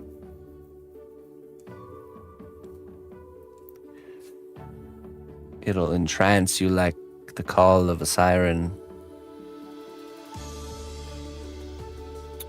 Yeah, welcome in. We're sculpting a Draenei. This is a character from World of Warcraft. It's a player-made character.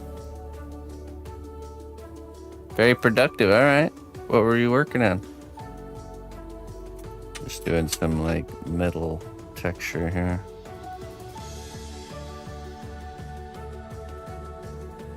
Productive. That's what I like to hear.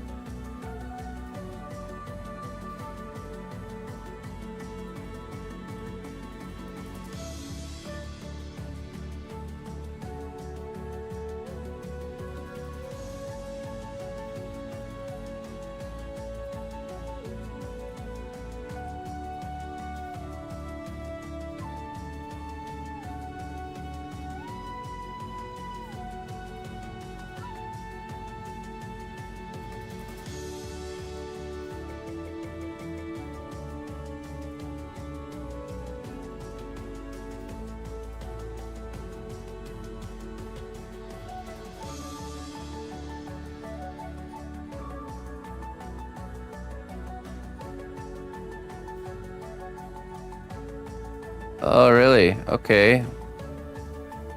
A quiz video. Are these real or fake? Like a YouTube video?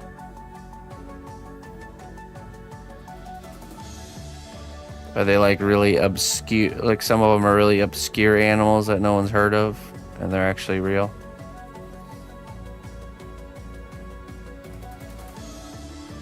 Nice. Okay, so when you're doing that, do you screen record and capture the footage, and then during the editing you kind of create the voiceover, or do you not do voiceovers? Like you edit the video down and then kind of create a voiceover that fits it? I've always been interested in people's process. You don't have to share, but I've always been interested in that.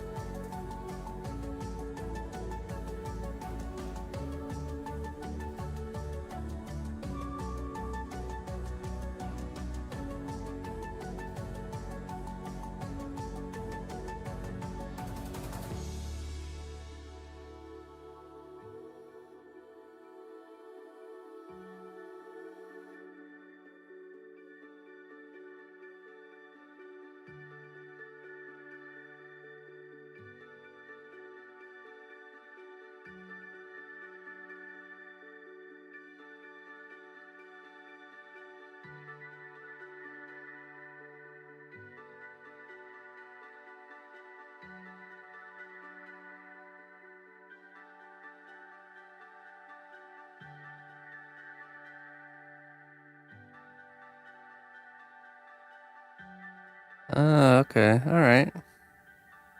Interesting.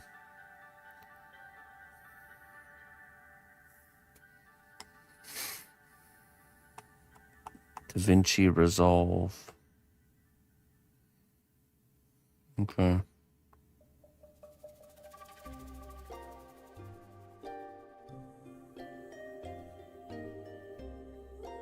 How do you do on YouTube? You do pretty good over there? I haven't checked out your channel before.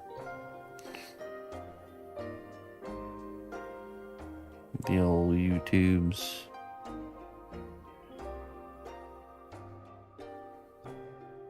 Sorry for the bombardment of questions.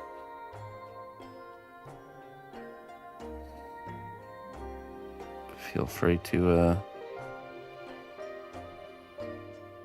if you got something to do, bounce on out of here, don't worry. I'll only be extremely offended by you not answering all my bombarded questions.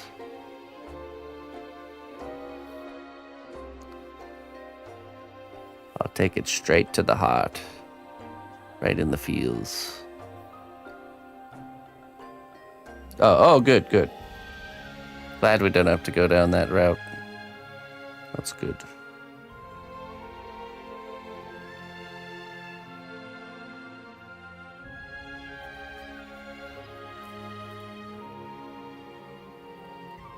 Surprisingly, this animal quiz short. Oh, okay, so it's a short. I see, okay. Long. Do you do long form content too, or just the shorts?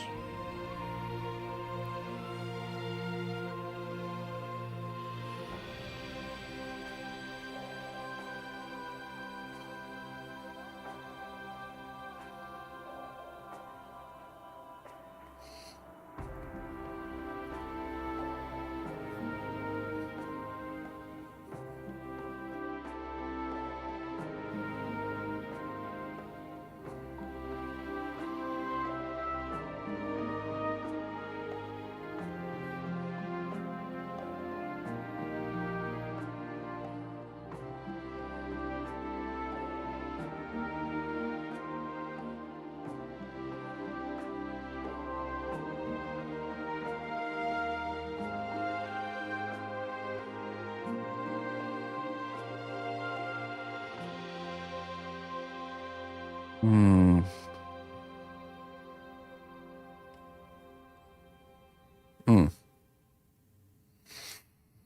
So would you say streaming is your first thing, and then like Twitch is your first thing, and then YouTube's your second thing?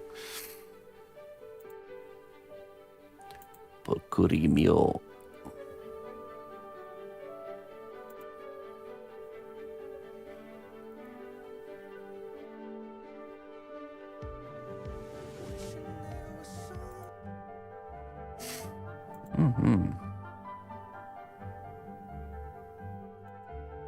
Let me check out your YouTubes.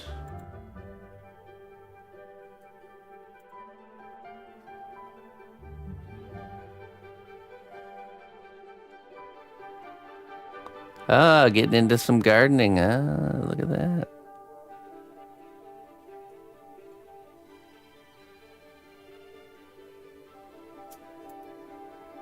That's cool.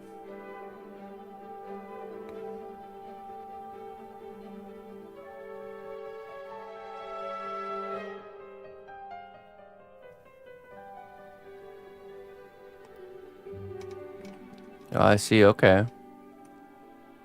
Let's check out your shorts. Ah, look at that. Oh, wow. Yeah, you're not joking. 1.9 million views on the most recent one. There you go. You found a thing that's working, and you're doing the right thing, which is do it again.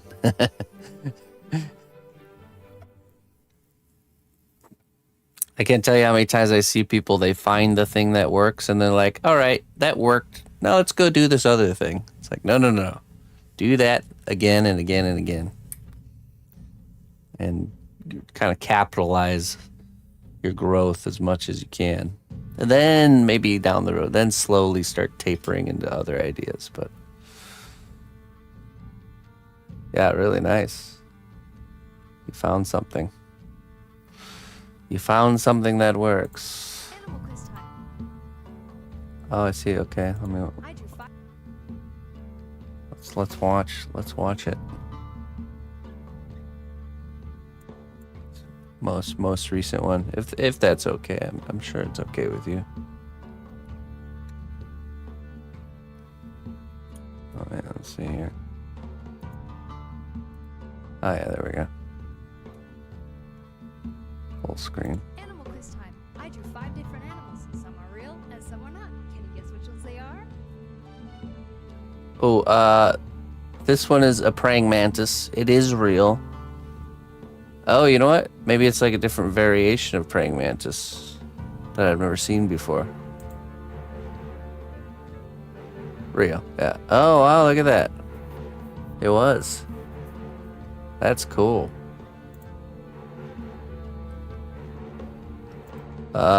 Ooh, I feel like this is the trick one. This is not real. Oh, it's real. What? Okay, all right. My instinct was that it's real, but I thought you were trying to trick me. Ooh, okay. Again, instinct is saying real, but I feel like this might be maybe this is the trick. Oh, okay. All right, you got me again.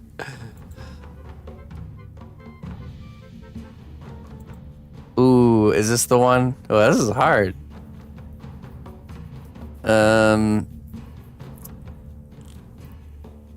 Fake. I'm gonna have to stick with it. It's gotta be fake. Look at that beak. Yeah, look at that. You know, it's the beak that did it for me. Turtle beak penguin. Oh wow. Okay, I did call that. Okay, the trait of the turtle beak. Ooh, this is real. I've seen this one before. Yep. Gallicus atlanticus.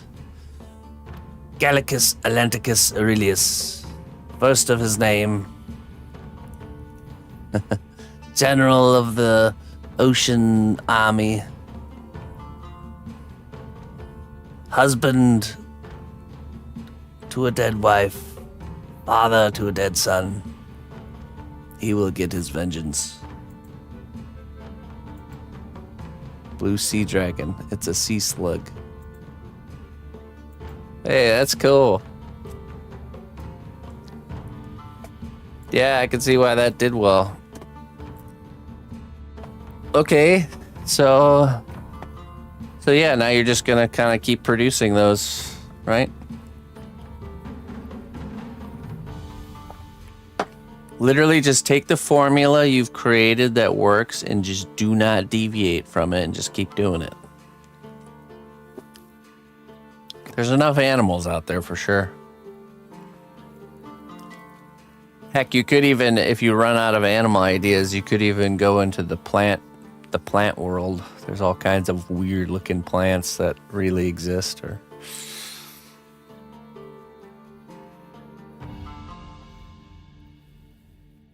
like a corpse flower. You ever seen a corpse flower?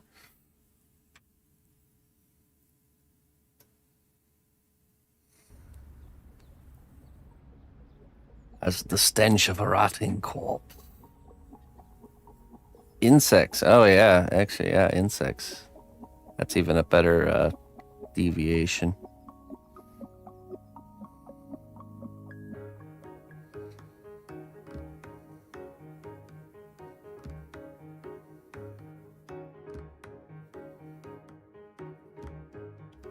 Also, it's an algorithm thing. The algorithm will...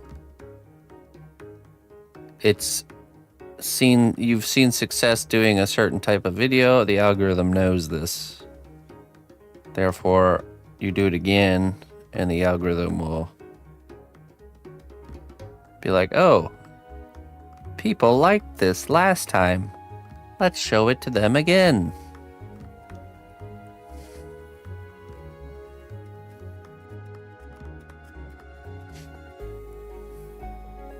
The problem is trying to come up with fake ones. Yeah, but I think you've honed into the solution to that problem is to take a real one and alter instead of trying to invent something from the ground up, just take two things and combine them.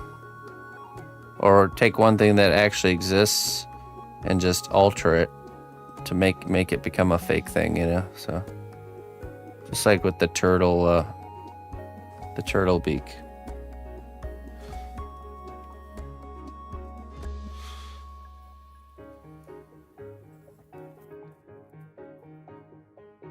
Really good sculpting. I want to sculpt Red Dead Redemption 2 characters. Do it.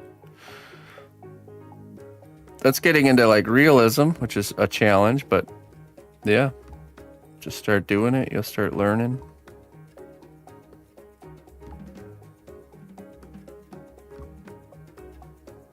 I say do it.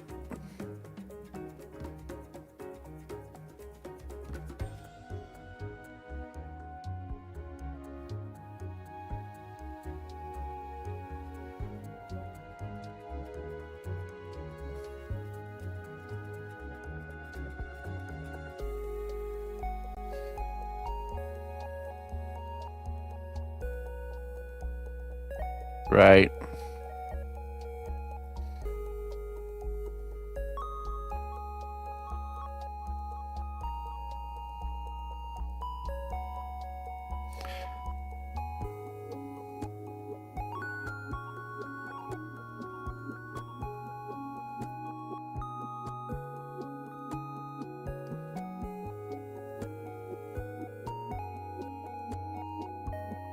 Yeah, good for you, Pokemia.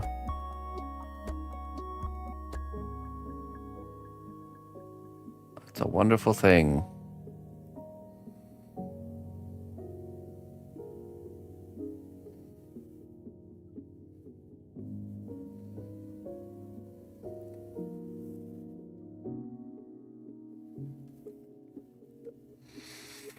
Do you stream on YouTube as well?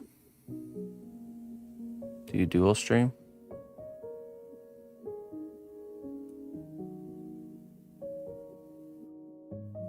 Oh wait, what am I doing? Okay.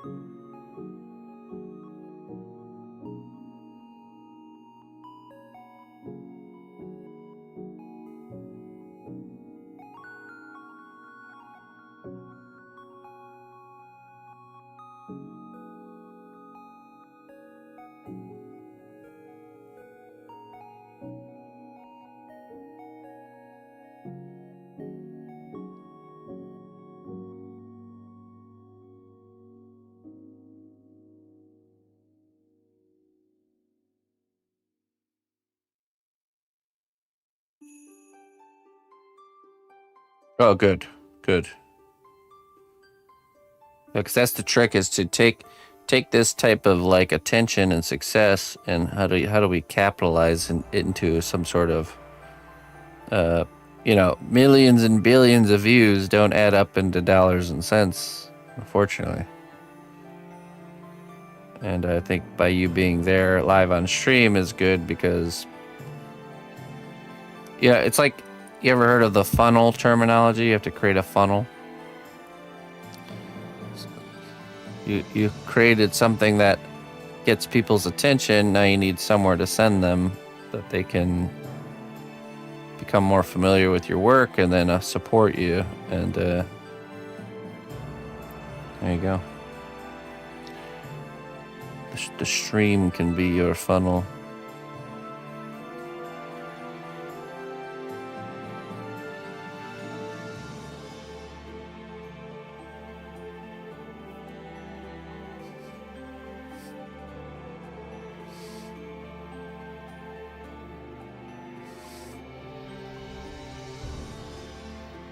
Stuff out of wood would be easy.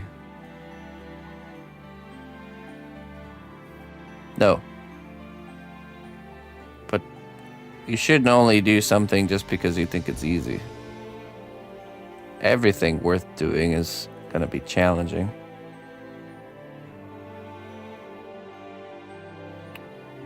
Choose not the easy road.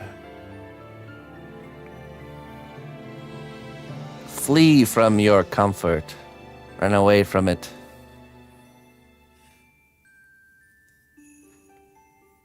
It's trying to trick you.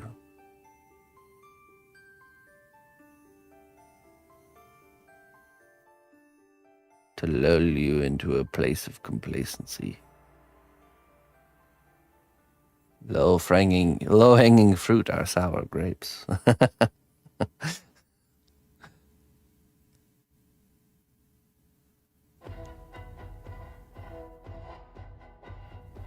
Yeah, Pokerimio. Yeah. It's you're sifting for the gems, right? Panning for gold, if you will. There's a lot, when you pan for gold, there's a lot of dirt that has to get washed through the pan till you left those tiny little specks, little specks of gold at the end. That's normal.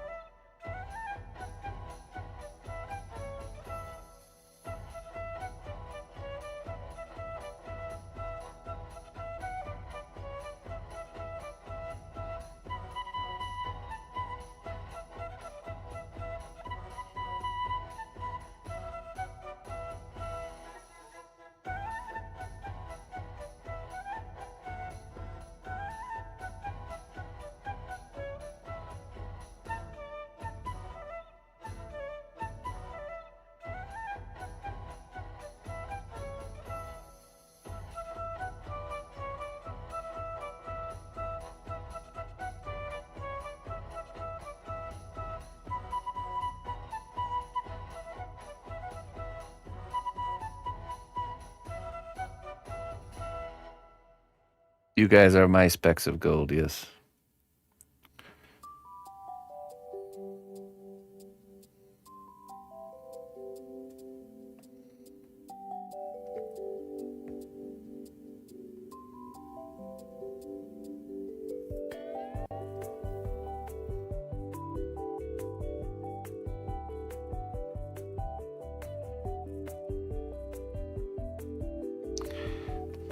I panned through the sludge to find you, shined you up, then melted you into a bigger chunk.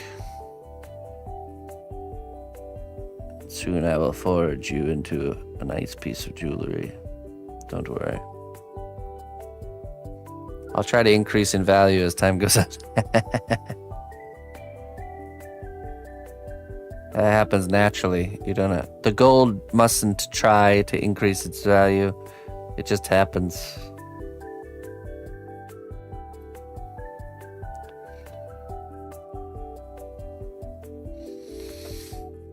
But first you must face my fire of purification. You must be purified in the fire. When you're ready, Captain.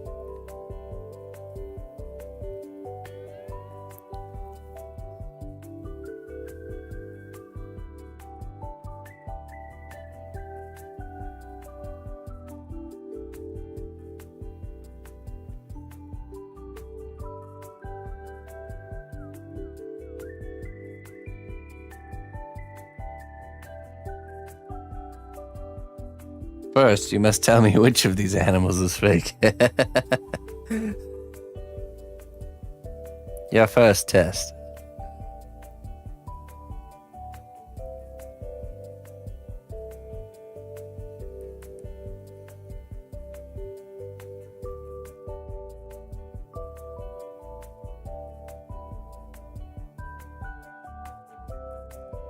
So, what if you're there still, Procurimio? What gave you that idea? I'm curious. How did you lead to the aha moment of, I should do a video Were you brainstorming of video ideas, or did it just come to you, or how did that happen? How heavy does it feel? I don't know. I'm always bad with guessing weight. Probably like 3 or 4 pounds, maybe.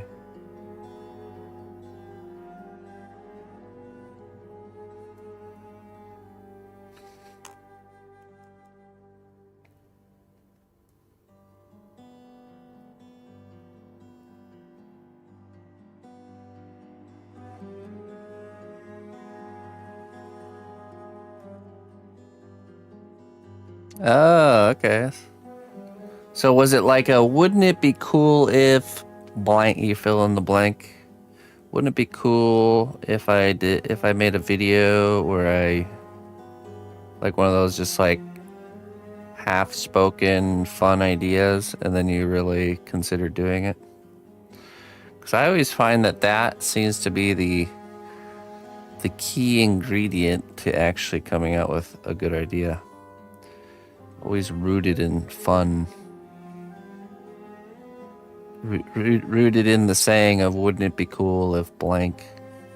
Wouldn't it be fun if... Fill in the blank.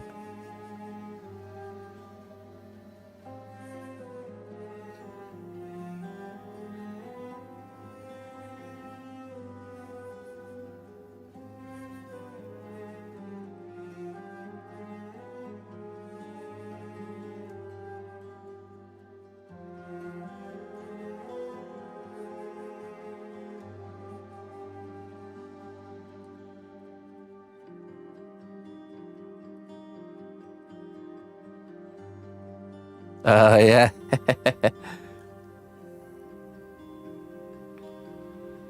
That's true.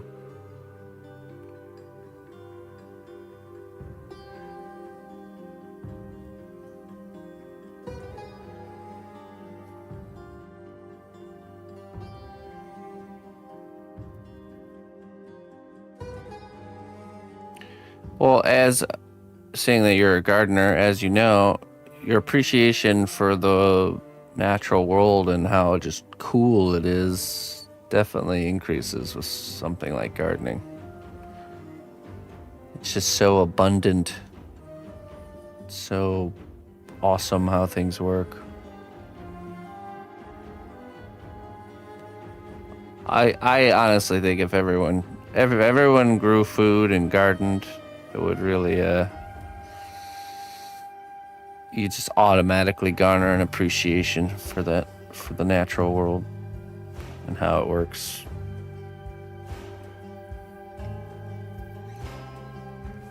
It would be a benefit to everyone. Mandatory. Now it's mandatory everyone must maintain a vegetable garden. My first order of business as the world chancellor is to decree that all humans must maintain a garden. Not a single fall leaf shall be thrown away, but used as compost.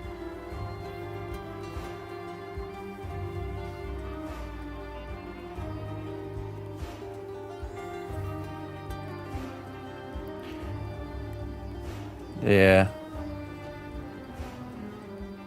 Well, part of it is being disconnected from the habitat, you know. You really are disconnected from how food is made, where it comes from, all the things we enjoy, like where do they come from, how are they made.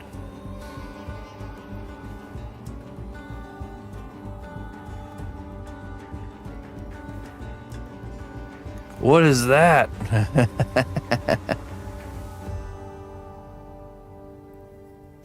Oh yeah, when you're in your garden, it's inevitable you're gonna have encounters with the natural world, you know, that you would otherwise not have.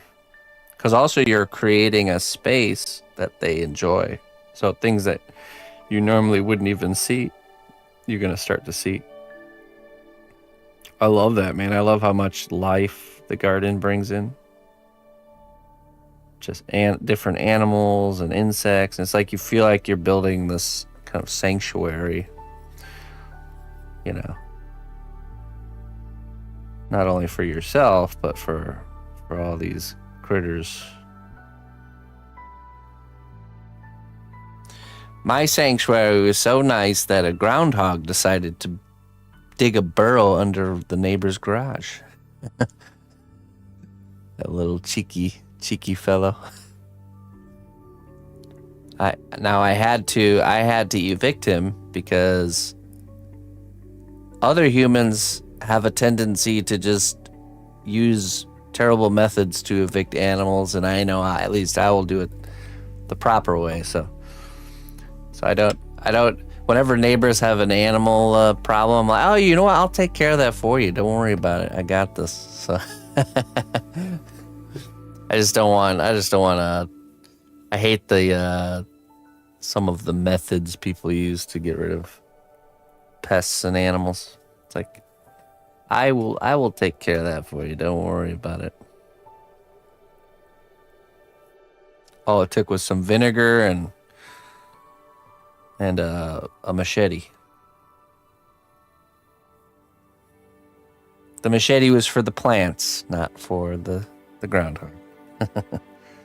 Basically, you chop down all the foliage around its home and then dump some vinegar at both ends. And it will move itself out because it'll think there's like a terrible animal scoping its house out.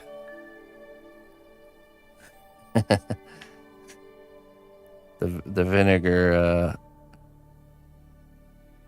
is perceived as very intense urine for the groundhog. Those groundhogs, man, they are fearless.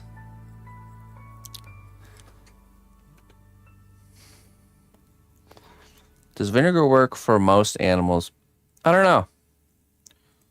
I know it works for groundhogs. Definitely worked.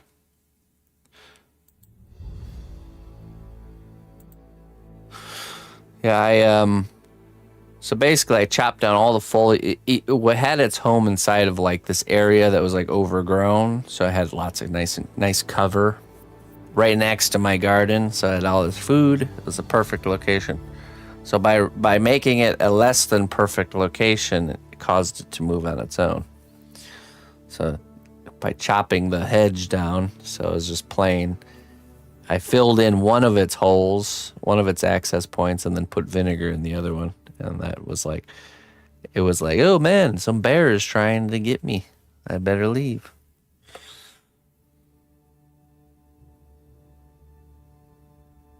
Try vinegar, yeah.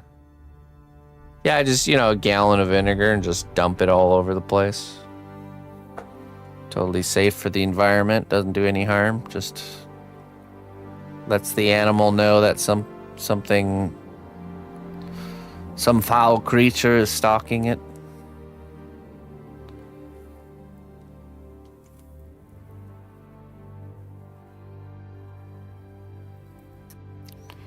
Okay. What we gotta do up here still? Almost ready for the next step.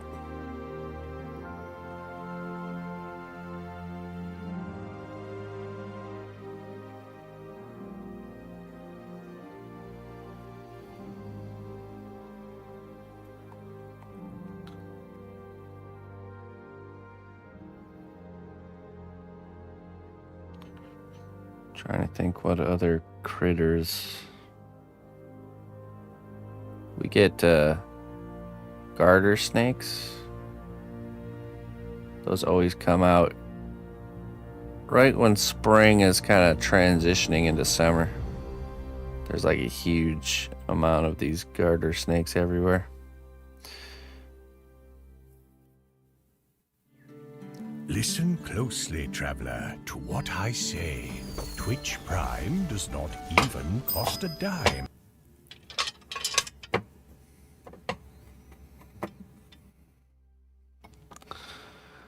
Contraband. Thank you very much for the subscription there. Oh, that was Prime sub. Okay.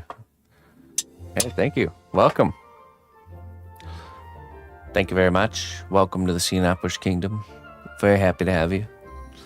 Some ants were biting at your young tomato stems. Still a mystery, but cinnamon actually deterred them. Highly effective. Ants, really? What kind of ants? Were you sure that they were ants? Like you saw them doing it? Interesting. You can also use, I don't know if you've looked into diatomaceous earth there, Pokiri Mio, but very useful substance. Been here since 2015. Always loved watching you make. Hey, thank you so much for popping out a lurk and showing your support. I'm very thankful for that. Thank you. Cinnamon did the trick, eh? That's good. That's the reality. Every environment has different little nuggets of knowledge necessary to thrive.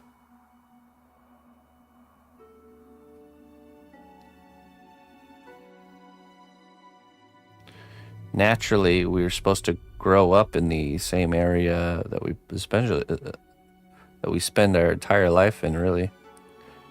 And you learn all the critters and the plants and the animals, and the fungus of your area throughout a whole lifetime.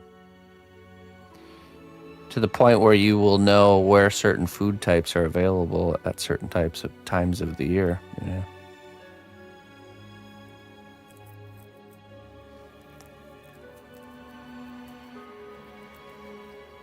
Oh. You do raised beds, don't you? That seems like raised bed activity.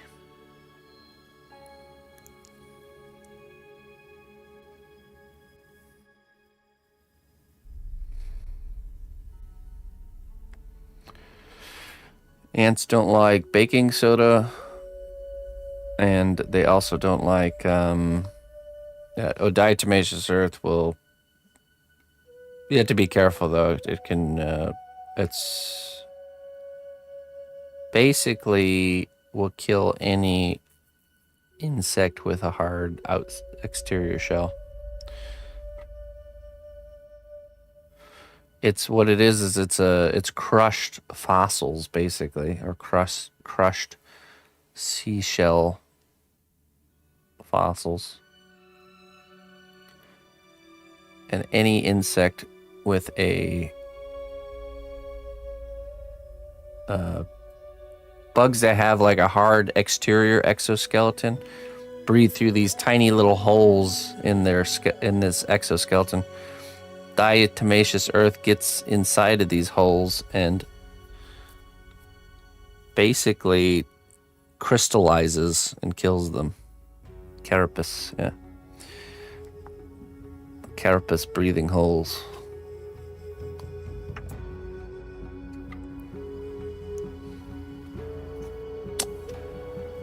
That's why soapy water, also slightly soapy water, will kill any bug with a carapace or exoskeleton, because every bug that has an exoskeleton has like a water, almost like a non-stick surface, so water doesn't actually penetrate. It just kind of rolls off of the surface. And soap will break that and cause the water to actually enter those holes, and then they drown. So basically kills them on contact.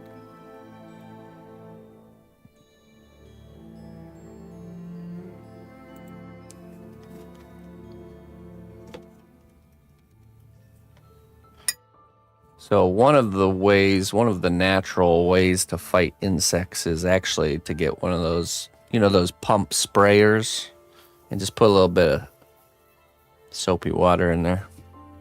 Just spray them. Won't do damage to anything else.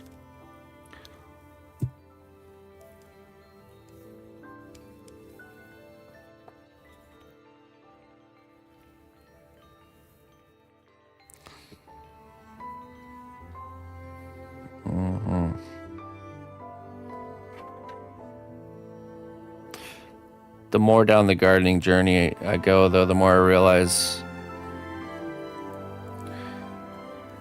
you can kind of create an environment that a creature will thrive in or will not thrive in. So kind of trying to figure out a way to create an environment that whatever the pest is can't thrive is really the key.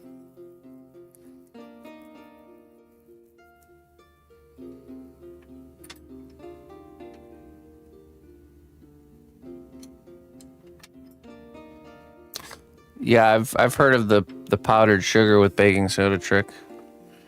That works too.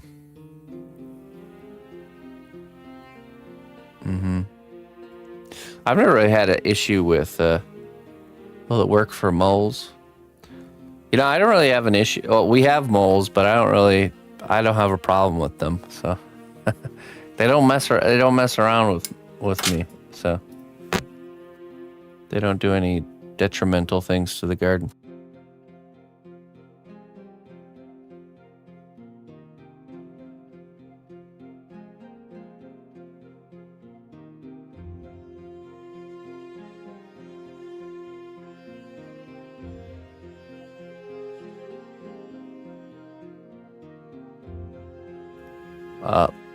Margaret, are you still here, Margaret? Paging Margaret. Margaret, can you come to customer service, Margaret?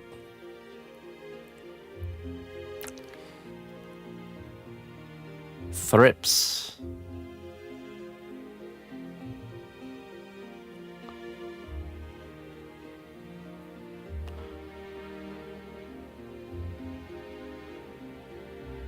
Neem oil, as far as I know, is pretty safe to use. I've heard of people using neem oil. Thrips, never heard of thrips.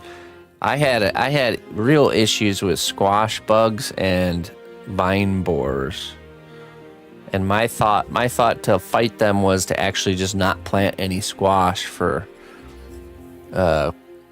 2 years. I was thinking 2 years. So last year was the first year I didn't plant any squash. My theory is that because the way they survive winter is they plant eggs in the ground. And when those eggs hatch, they need the food to eat. You know, they plant the eggs right where the food is. But if there is no food there for them to eat, that they'll leave, you know.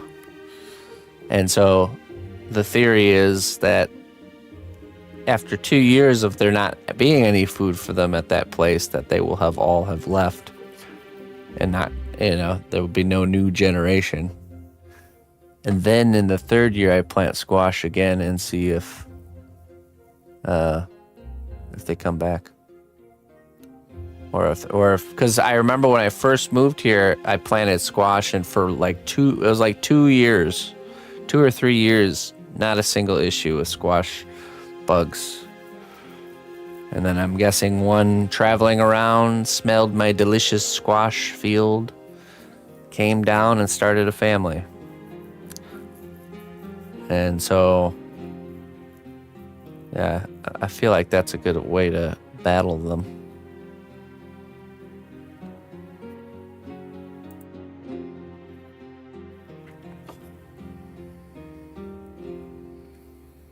I mean, logically, they would have had to moved away.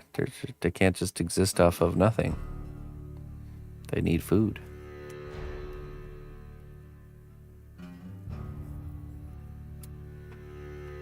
Advantage species with a longer lifespan, yeah. Well, and winter, you know, winter is the great kind of playing field equalizer. Another thought I had is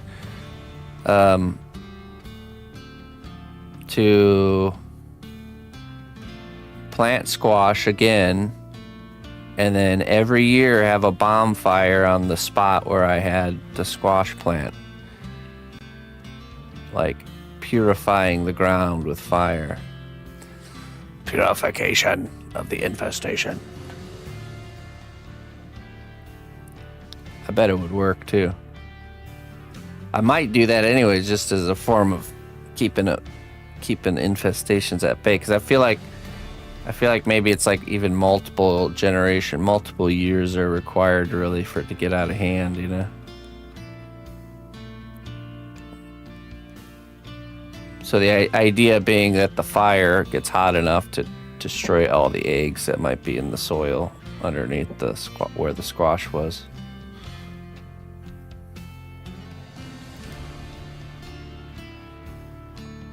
And it'll also infuse the dirt with something called potash, which comes from burnt things, ashes. Potash is high in potassium and causes rampant growth to occur.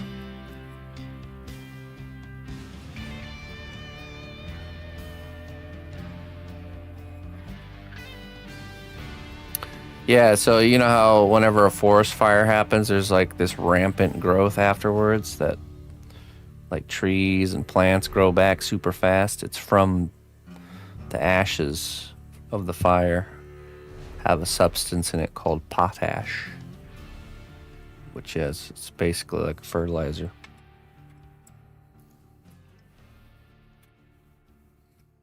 Yeah, they do control, naturally the prairie is supposed to be burned.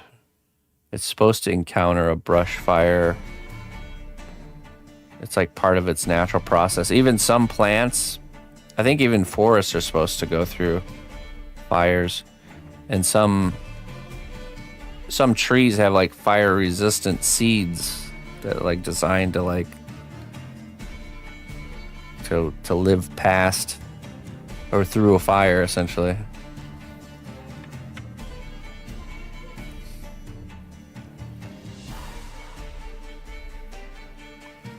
Hey, Looney Lorna. Howdy. Is there a Margaret in the chat? Paging Margaret. Please report to the chat.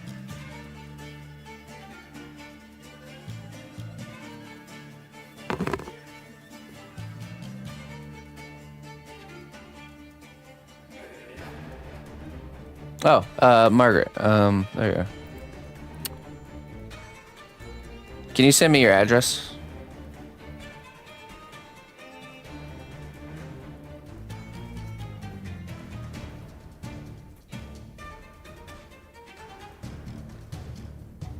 All right. I don't need it. Yours will be getting sent out next Monday, but I just want to have it. I don't want to wait. I don't want to wait till then and be like, oh, I don't have Margaret's address.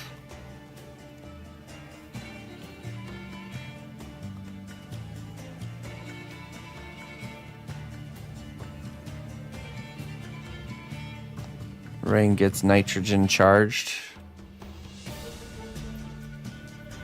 Yeah. You know, one thing I learned, you ever had that smell of like that fresh rainstorm smell where it's just, you know, that smell we associate to the smell of rain? Like I can smell the rain in the air. I have actually learned that comes from the dirt. It's like when the dirt initially gets wet. The reason I learned this is I mean, I guess,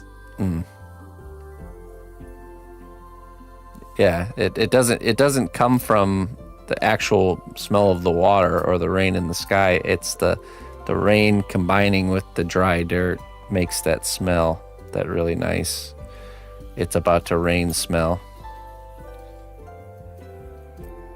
And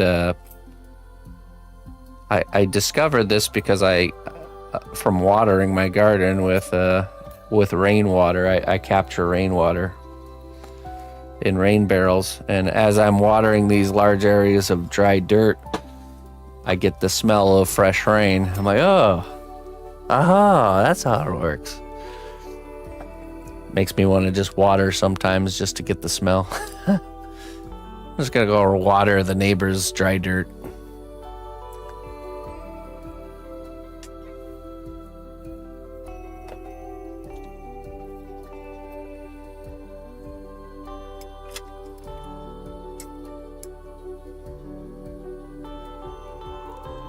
Petrichor. Is that what it's called? What is that?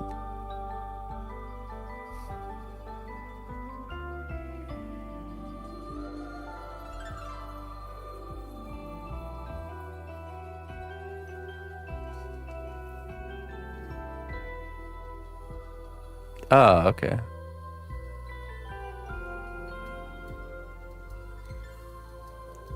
Petrichor. Ah, I love the smell of fresh petrichor. It doesn't seem fitting though, does it? Can we, let's make a new term for this. Let's agree. Let's come to an agreement as humanity to rename the smell of fresh rain to something more fitting. All those in favor say aye. Aye.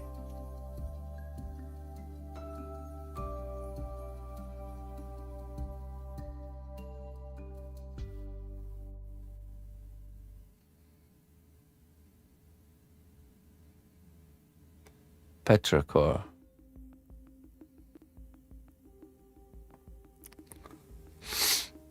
I'm not sure what kind of name we would give it.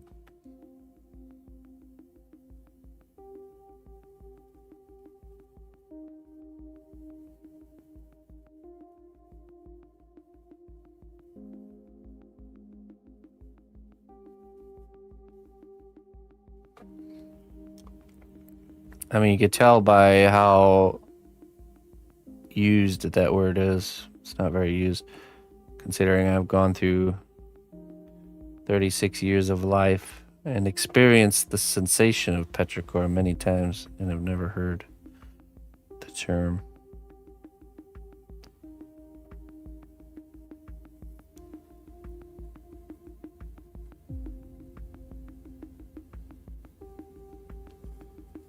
Petra, Petros, rock. Ah, yeah. Ichor, eternal fluid that is blood. Okay.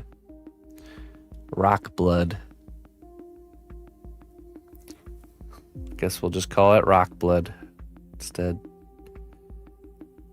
Why do we do that in the language where we have an actual, like, we still use the old version of the word when there's a new word, or there's new words to describe the old words still? Like rock blood, rock juice.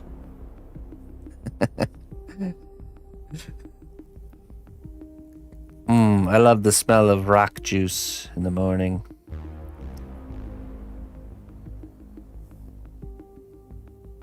Sorry you were sheltered. Hey, I bet if we did a survey of how many people encountered the word petrichor,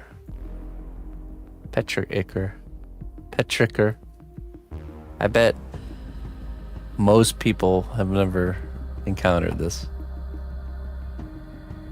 I love the smell of a juicy rock. Love juicing rocks.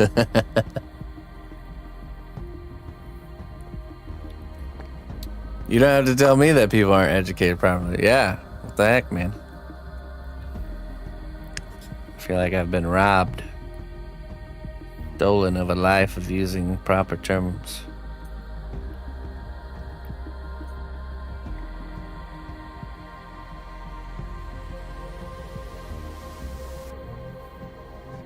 It's that public school education that everyone praises.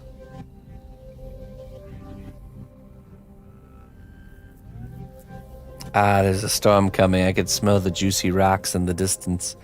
So realistically, when you're smelling a storm coming, it's the storm that's happening already that you're smelling.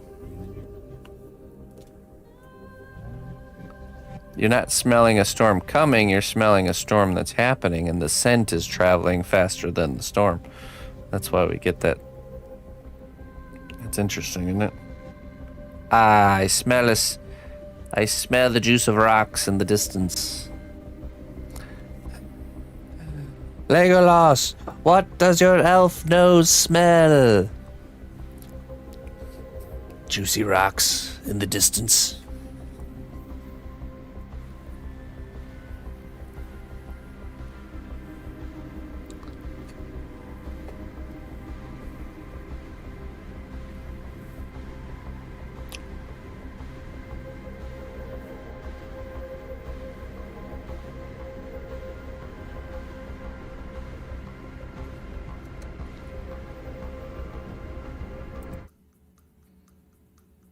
Soaked minerals. There's a storm coming.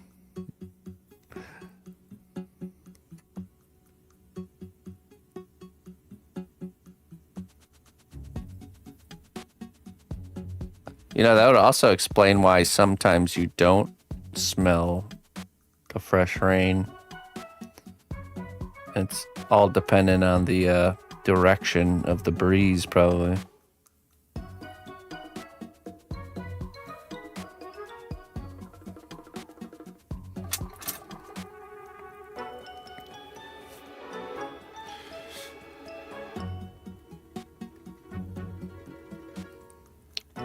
Is rain really fresh? It's pretty fresh, I would say. There are certainly less fresh forms of water.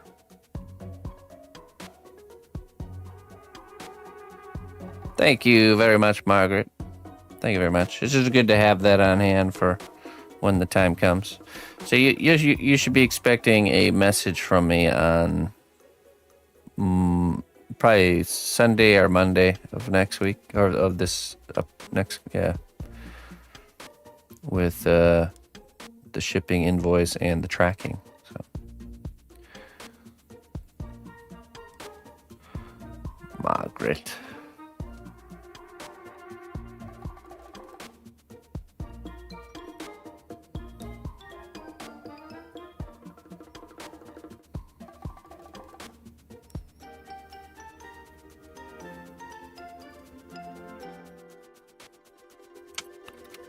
To make rivets.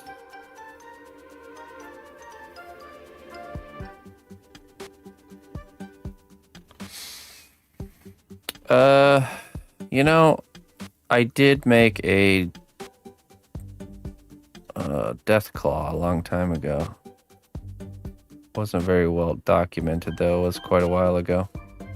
That's it though. I haven't really done a lot of Fallout stuff.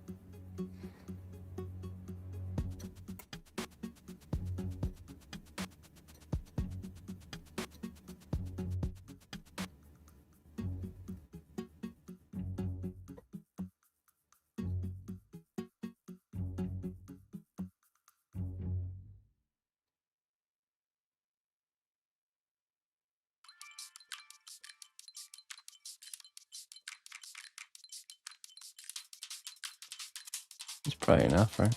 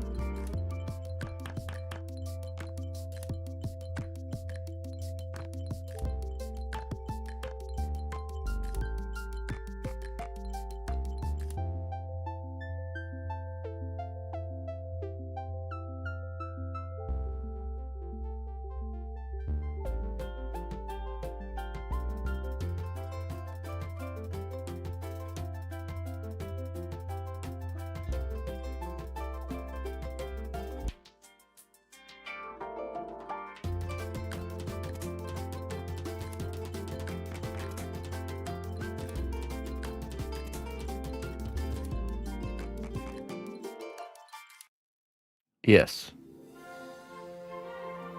I find it doesn't really, as long as you are continuing to put time into something and with the intention of always trying to improve, that it will happen automatically. That goes for everybody in any sort of practiced thing.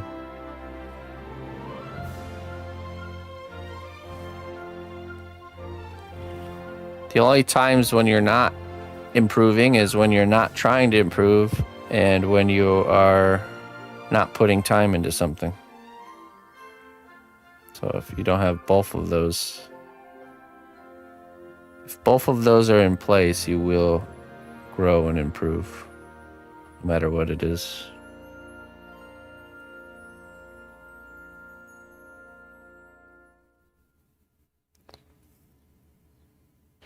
And what I find is if you practice this mental state of always trying to improve, it becomes a habit and you just can't turn it off.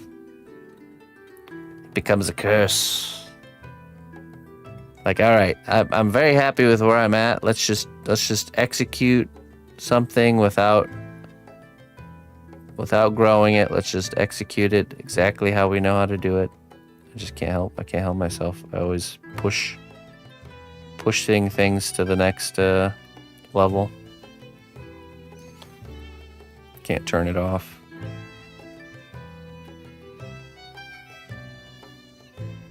It's a well-established habit.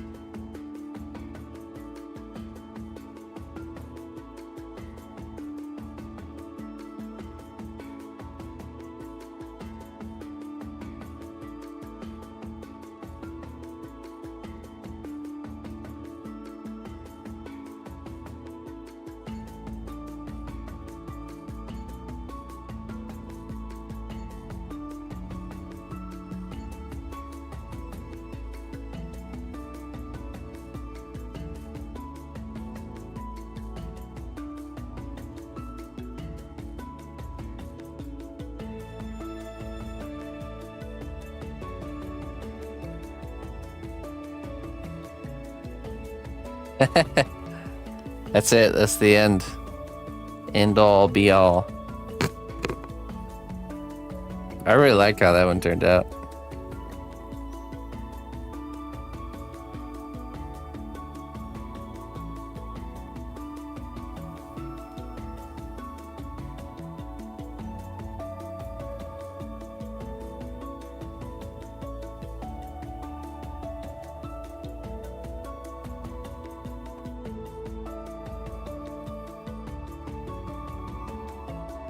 Apex duck.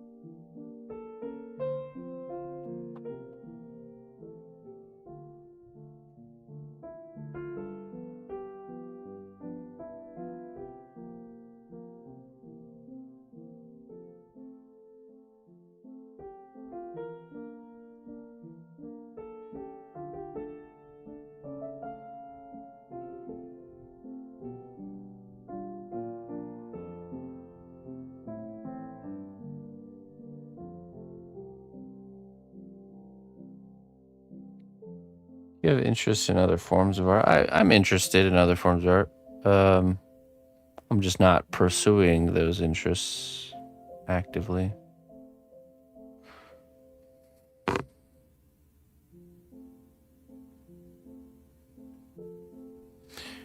Hey, thanks, Margaret. I'm glad you like it. Yeah, it really, it's been a very successful idea. That's exactly the purpose, you know. Commissioning something you want in like a sample size.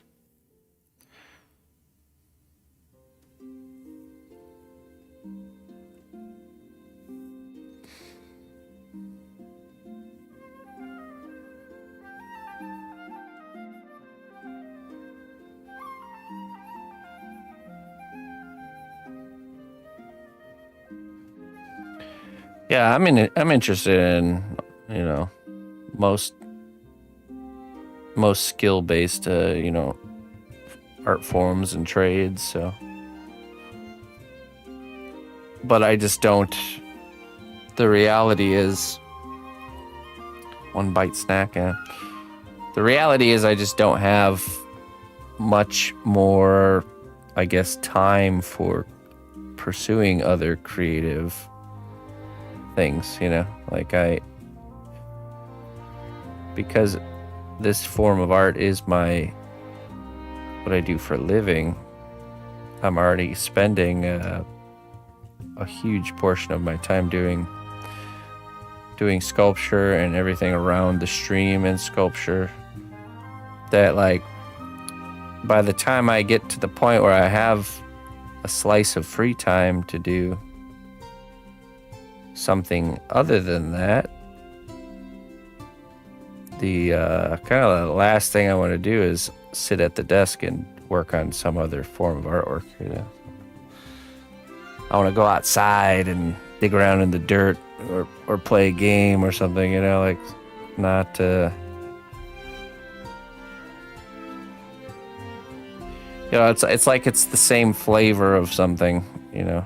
I have to do things of different flavor during my free time. The shoemaker's kids go without shoes kind of thing. Yeah, right. Isn't painting them a separate art? It does feel different, but it's all linked to the same. It's still linked, you know what I mean? But yeah, it does feel different.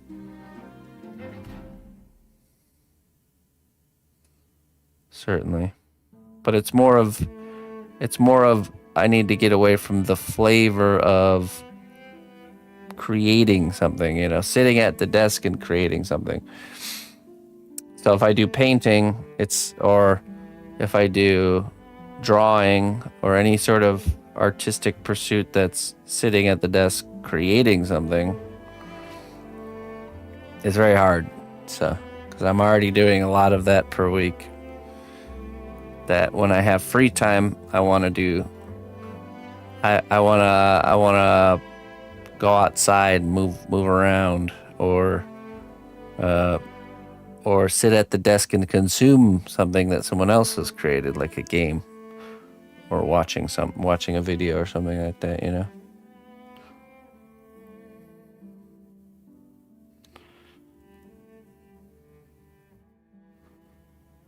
Because, I mean, let's see. My Monday through, we'll say Monday through Thursday schedule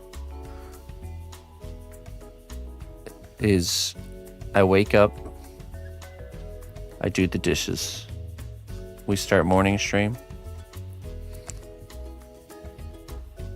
I get done with morning stream. Me and Emma do homeschool, and basically Emma time, doing stuff around the house. Then by the time that's done, it's evening stream time. I get on evening stream till like 9 p.m.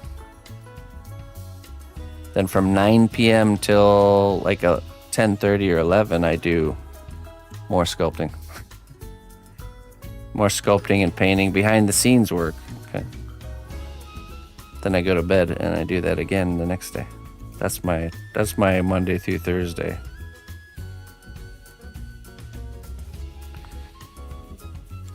It goes by very quick, we'll just say that. There's not even no minutes in that day lineup left.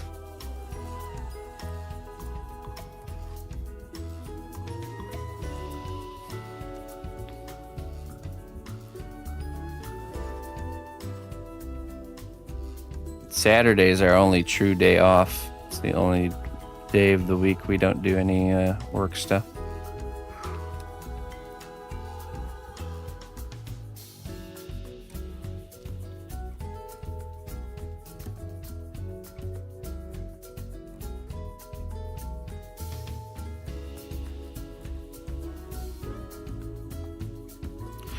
The schedule is pretty optimized.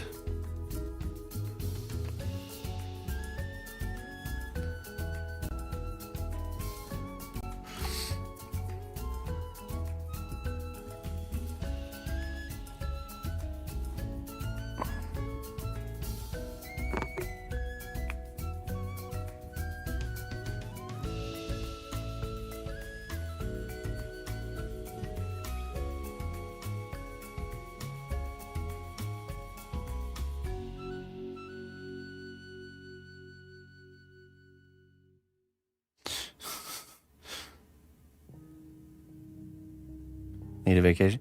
No, it's pretty balanced, honestly. I don't feel like I'm like over.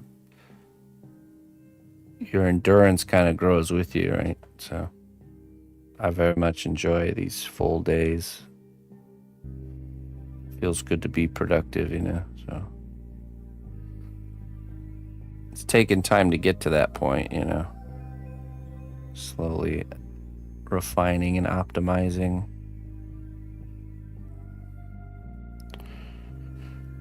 And we get it. When we go to Germany, that's a whole month of mixing it up,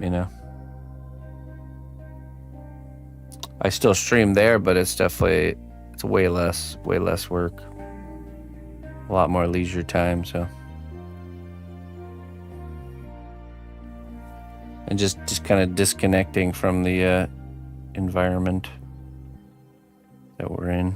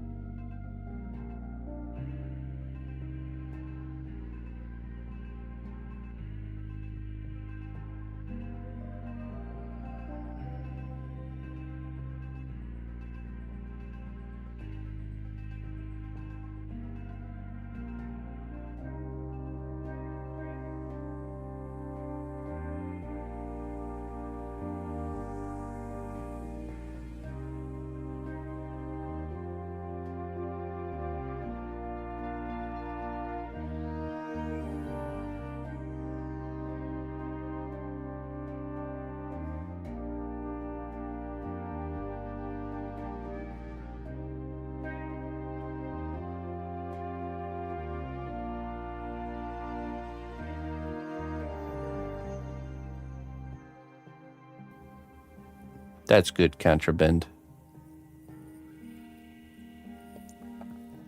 Oh, but but you just subscribed, so you're gonna have to actually, yeah, you're gonna have to actually stay home and watch the stream during that time. So, sorry, buddy. Should have read the fine print.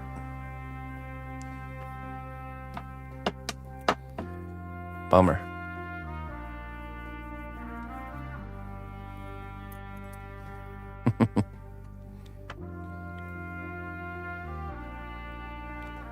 What's more restful, staycation or a trip that will provide new experiences?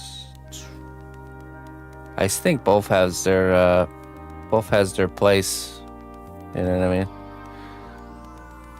The trip to Germany is like a bit of both, because we don't really,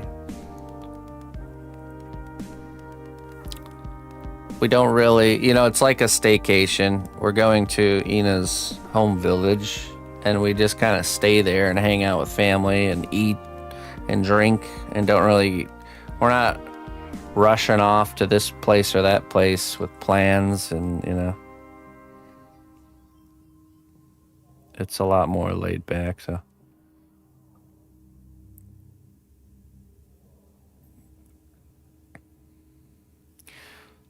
I think the older I get, the more I realize, though, true rest doesn't come from not physically moving, but like more for a brain thing than a physical body thing. Like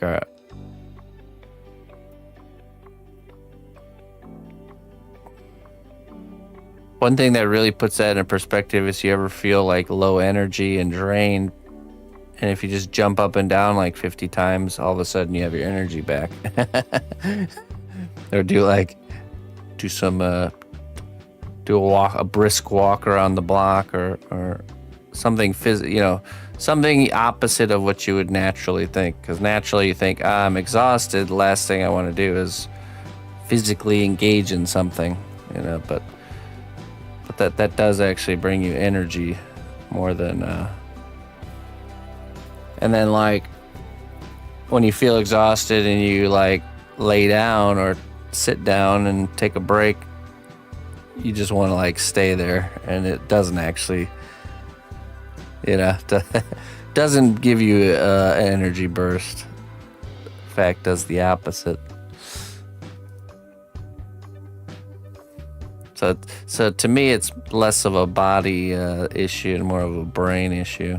Like a break from the thinking is what we need, you know, the worrying and thinking and.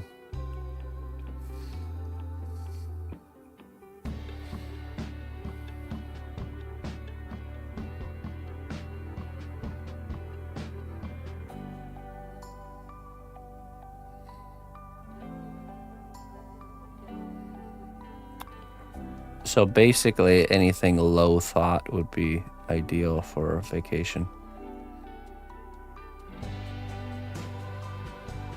A real restful vacation. Minimal brain effort.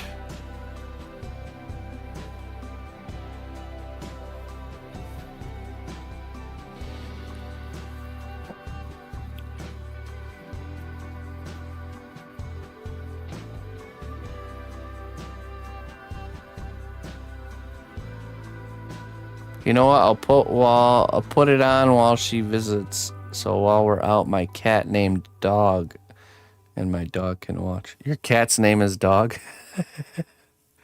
That's funny.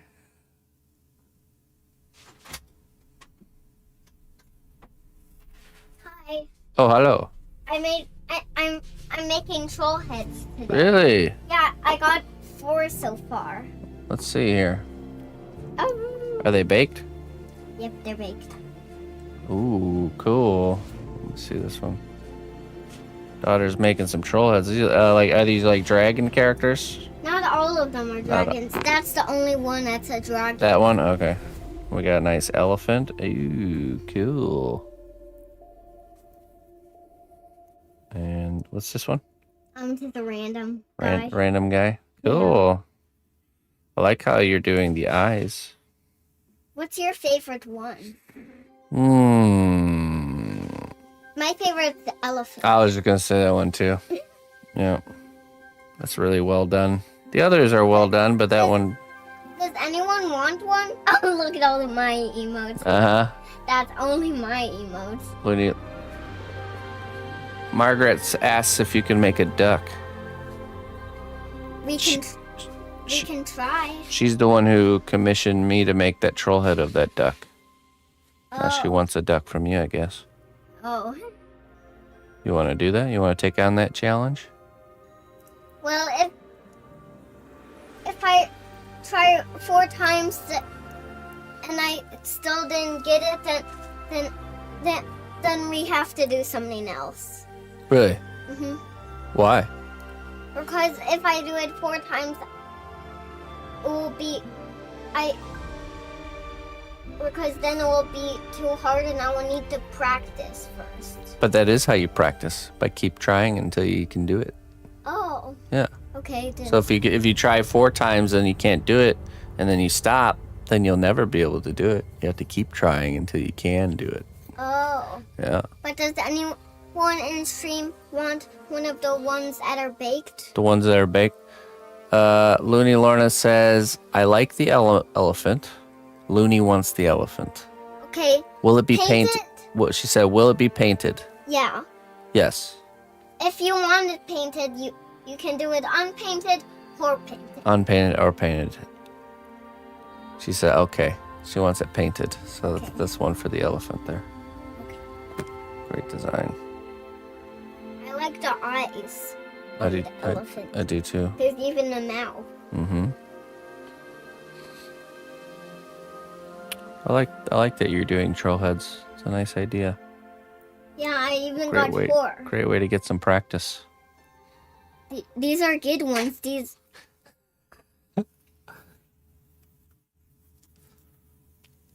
Really, Bye. really nice. All right, bye. So you can paint the elephant, and then someone commissioned a duck if you want to do it. I normally It's up to don't you. take coin for magic, but Oh, hey, you got a $20 tip for the elephant Thank you. from Looney Lorna. Thank you. Bye. Bye. For our little sculptor, red heart Thanks a lot, emoji. Looney Lorna. We appreciate that. Put quite the smile on her face.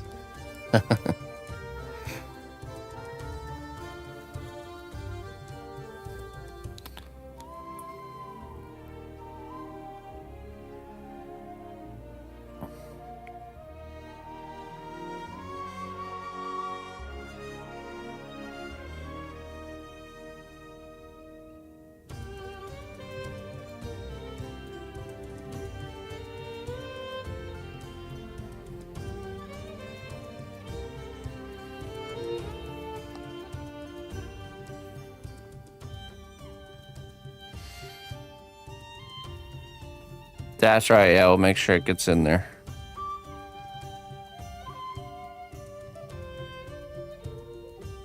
I think shipment's going out today, and your pink dragon is gonna be going with it.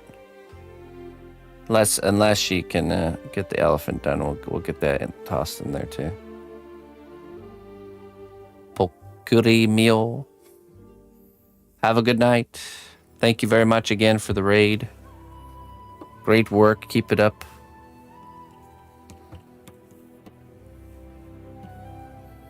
Catch you later.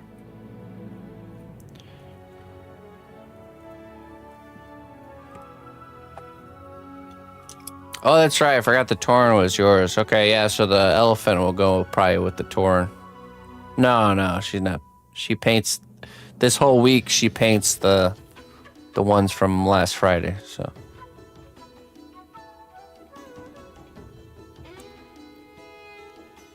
Are you even watching, Melon?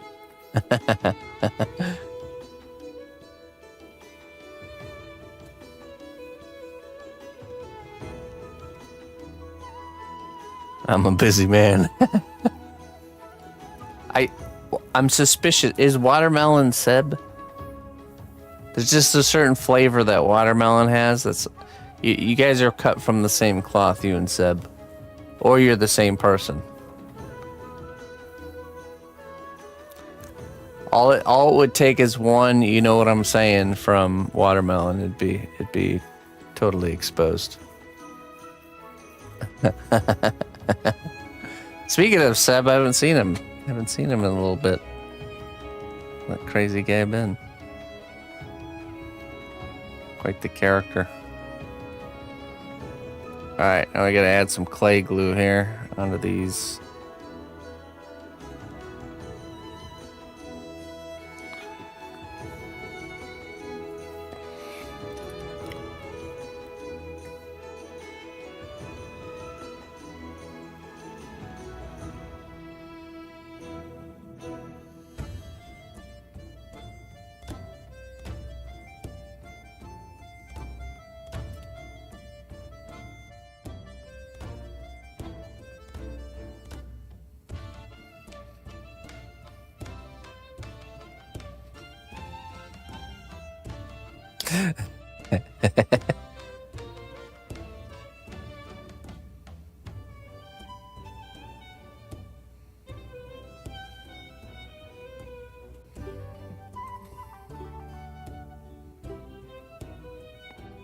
Hey, there's nothing wrong with being Seb, Clayton. Nothing wrong with it.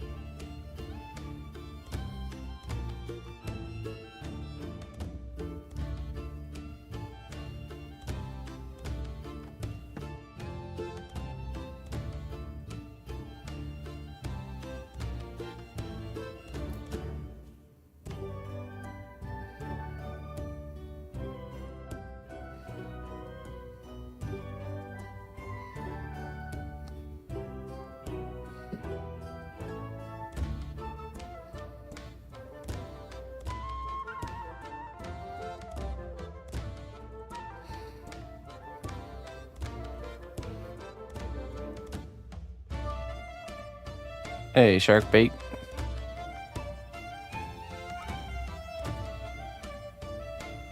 Hey, thanks, Melon.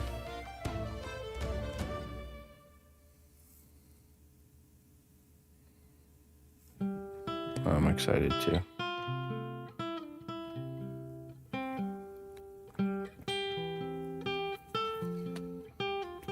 I mean, we are on PlayStation's radar with the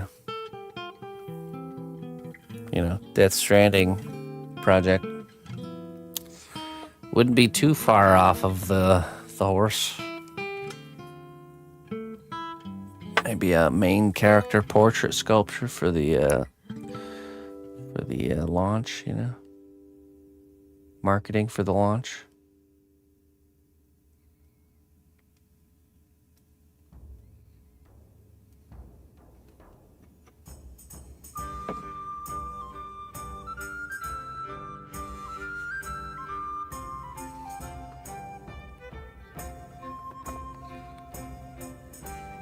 All right, this is ready to bake.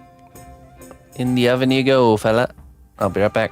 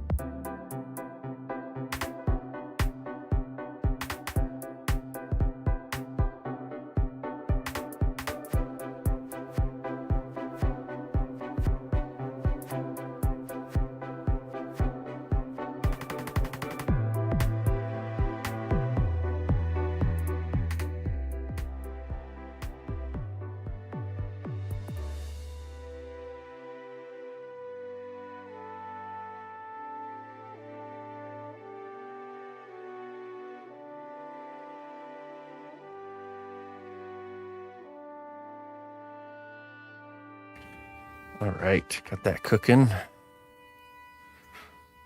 Get a little bit of work on this guy.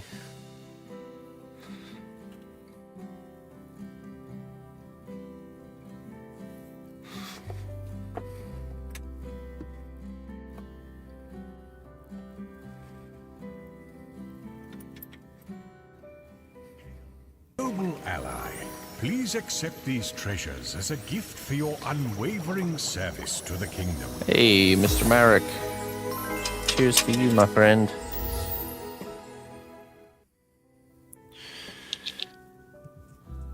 $77 months. Thank you very much, Mr. Marek. Love potion or gillyweed? Ooh, tough choice. Choose your fate. Give him the weed, all right. He chooses weed. Weed of Gilly.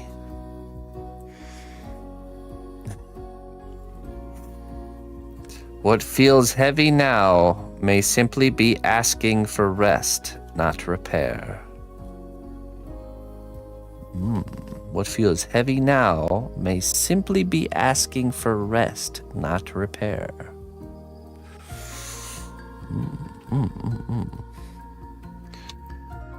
Very esoteric, that one is.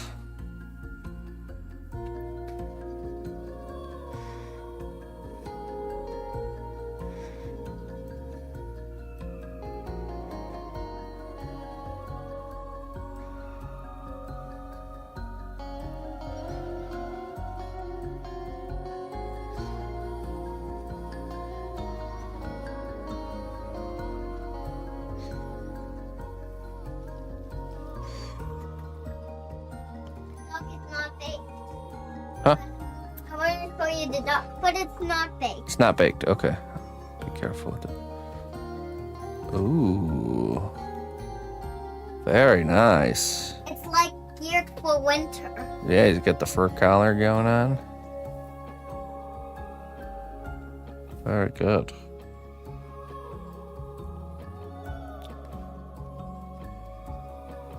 There you go.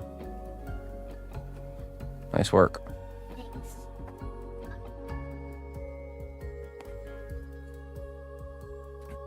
Yeah, Merrick.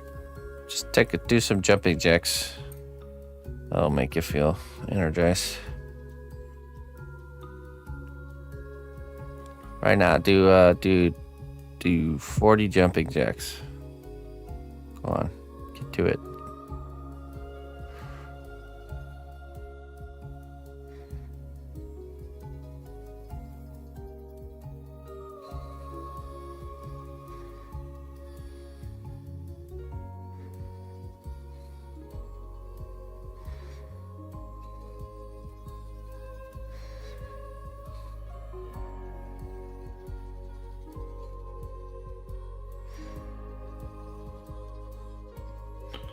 I mean, he's a goblin. Look, if you lived his lifestyle, you could be just as ripped as he does. Minimal diet. Running around 24/7. Scurrying around. Lifting heavy objects and engaging in combat.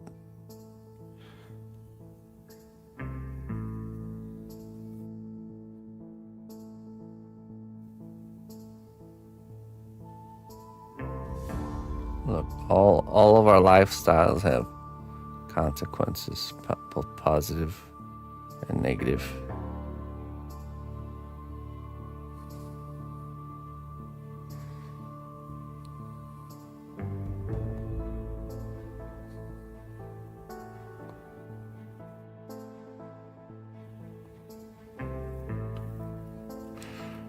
Don't compare someone else's positives to your negatives. That's all I'm saying. I'm sure there's things in your lifestyle that the goblin wishes he had, like cooked food and stuff.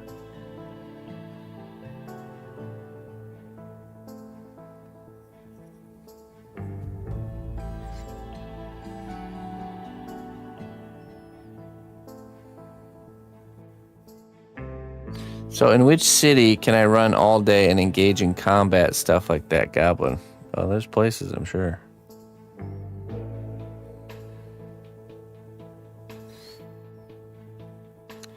What you can do is start off with, on your days off, doing practicing this lifestyle change. Montreal. Oh well. Rough town, I hear.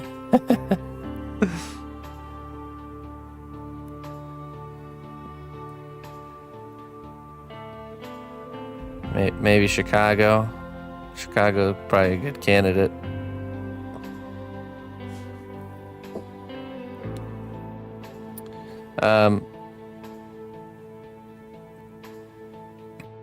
There's places, I'm sure.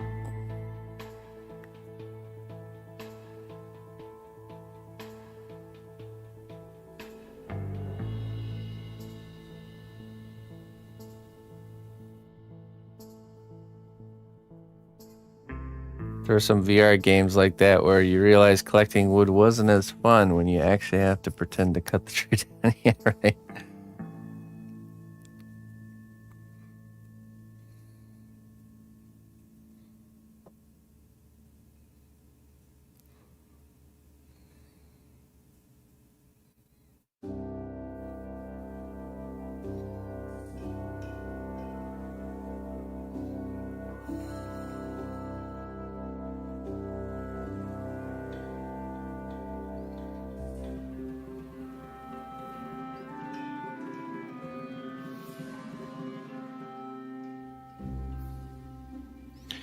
Just a career change, officer. See, the goblin's physique is a natural byproduct of his lifestyle.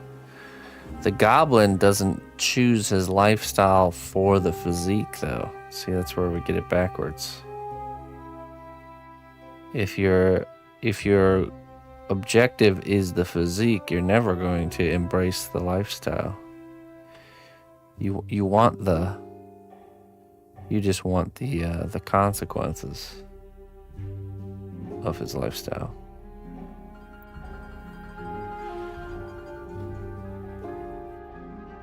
But the goblin doesn't live that way because of his physique. Something more than that.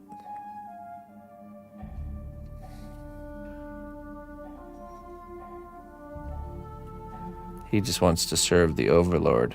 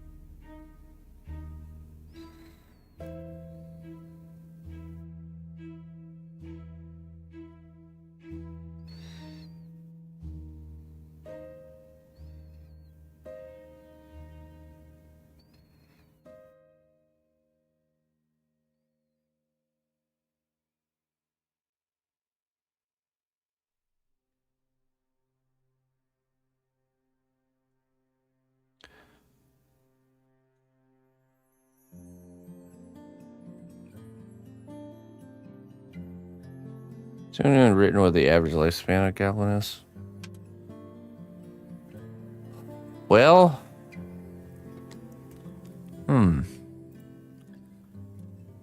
That's the right way to think, Contraband. Instead of comparing the pros of the goblin's life to the cons of your own, let's compare cons to cons, huh? Very, very good.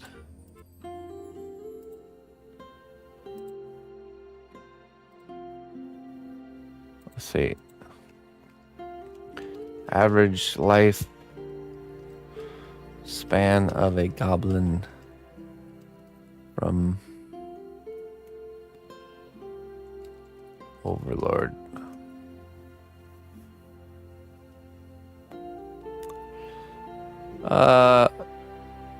Goblins in the Overlord universe, much like many fantasy settings, typically have short lifespans, often cited around 20 to 30 years.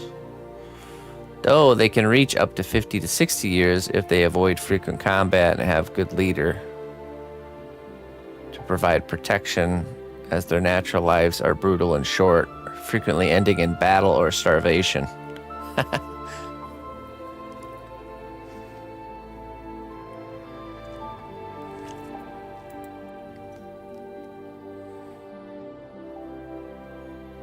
Hmm. 20 to 30 years. I don't want to be a goblin anymore.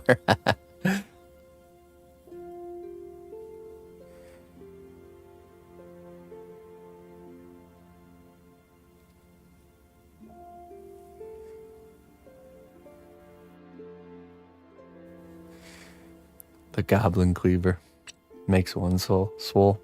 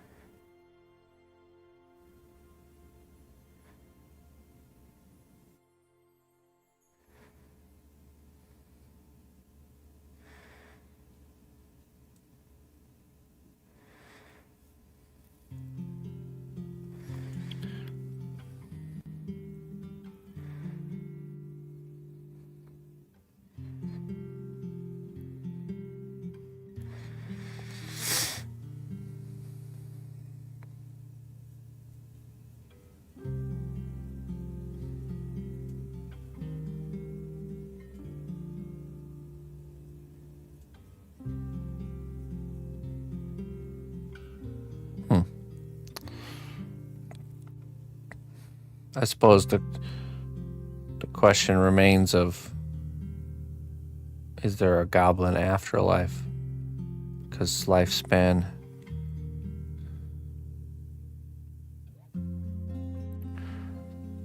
the short lifespan of the goblin might not matter. There's still life waiting on the other side, right?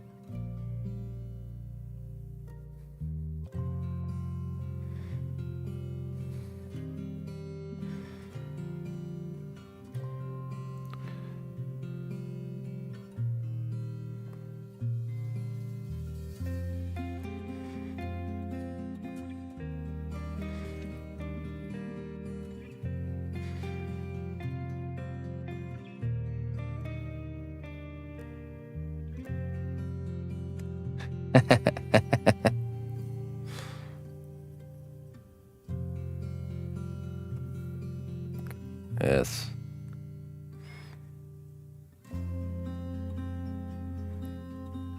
Perhaps it's like a baby in the womb, waiting to be born.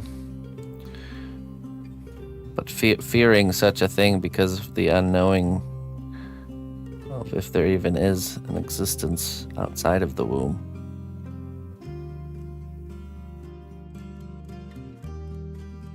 I love that analogy.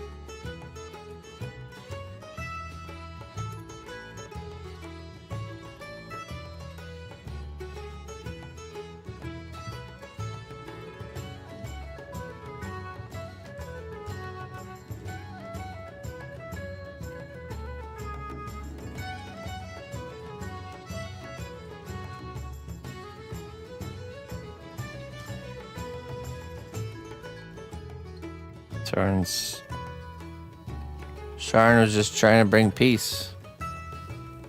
Just like Palpatine.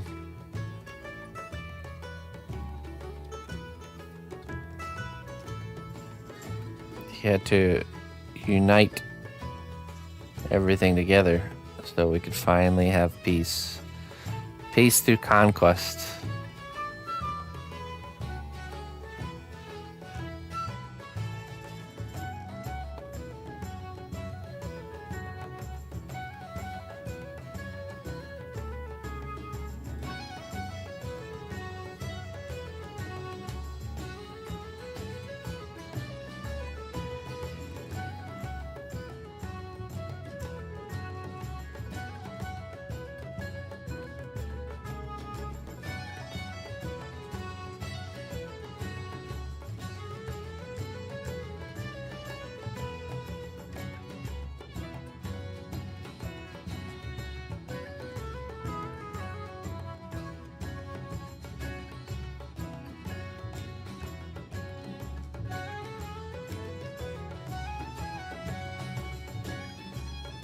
Just trying to get his stolen jewelry back.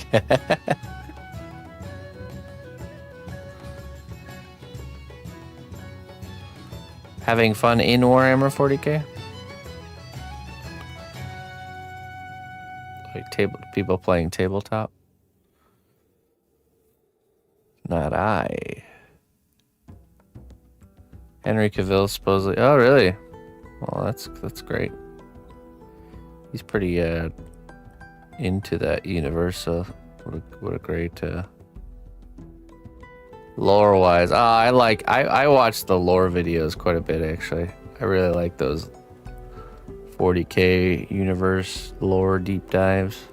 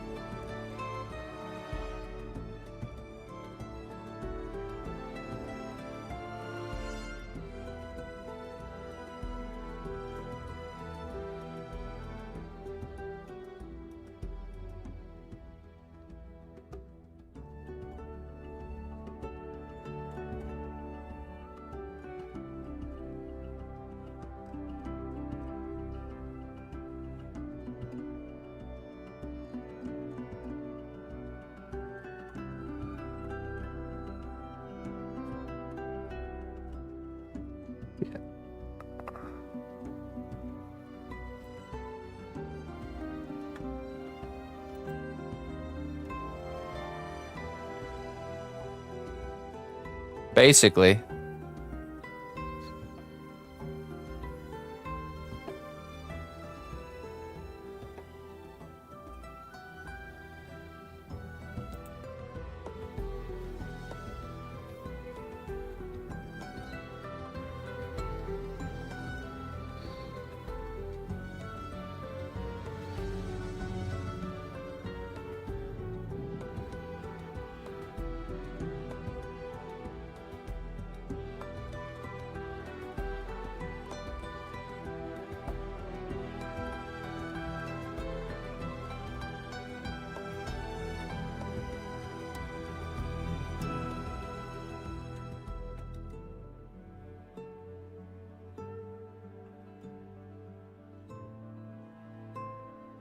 I mean, definitely not the Space Marines. They're way too serious. Want to see the 4 sculptures? And Mama is gonna tell you on. Mama's gonna. She messaged me, yeah. Oh, they all painted up, huh? Yep.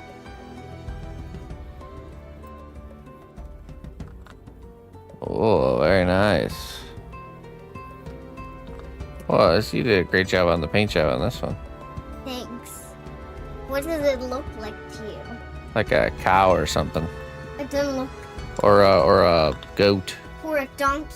Or donkey, yeah, for sure. Oh, one with a silver color for the horn, huh? What does that look like? A rhino. It's a unicorn. A unicorn. A rhino is a unicorn. A rhino is? Yeah. You know what unicorn means? What? One horn. Oh. Uni means one and corn means horn. Unicorn means one horn. Oh. It's a chonky unicorn. That's right. What's a chunky unicorn? A rhino. Oh. There actually used to be a long time ago. Let me show you.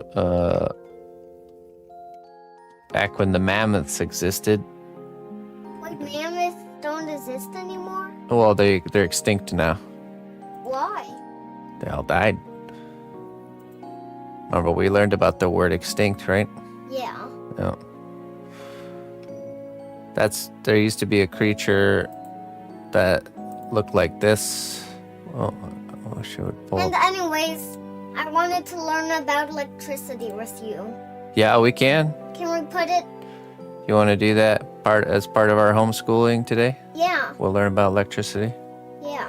But how will we make that happen? Well, I will look up a good lesson for us to read and we'll watch some videos and learn about it. Yeah. Yeah. Do you know what'd be cool? What? If there was a dragon mixed with a unicorn. That would be cool. So this is kind of how the creature looked. That technically is a unicorn. That is? Yeah, it's a one horn. See? Oh yeah. Let me show it. Here's a real life unicorn, everybody. I can't really. And anyways, did you see what Mom messaged to you? Yes, let me get that stuff for you. And anyways, I remember someone ordered this. Yes, Okay. Looney Lorna did, and she needs your Lincoln Island map for Jones, I believe, And because she needs to know where her Lincoln Island house will be. there's a Mickey Mouse. Yeah, and I got and she got to know where her house will be if she wants to go on Lincoln Island, right? Because they built and where the gifts from the dragons is. I think there's something in here. But it would just help you find it a little bit. You just need to go to a certain place and then try and find it. I think this one is for Jones too. This sculpture of me. Yeah. Mom told to get the sculpture of Daddy. cnotbusch head. Yep. Mickey Mouse and Lincoln Island map. Okay. Both? All those are all getting shipped out to your customers. I just can't remember if this is the one for. Shit, let me find the Jones map here. I think Mickey Mouse doesn't like standing up. Nah, he just laying down. But maybe you could sell something for it to be on so it will stand up. Now that's Savage Dad's map. Yeah, So that means this one's Jones here. Savage Dad is in the cold where the birds are. Birds live in the cold. Yeah. But they can also be in the hotness. The birds. Yeah. Oh, the burbs. Yeah, that's right. The bird can be in the cold and the hotness, but they cannot be in the warmness. Oh, really? Okay. Oh, don't forget these two. Here, I'll just give this to you. There you go. And you can go deliver that to Mom. Well, bye.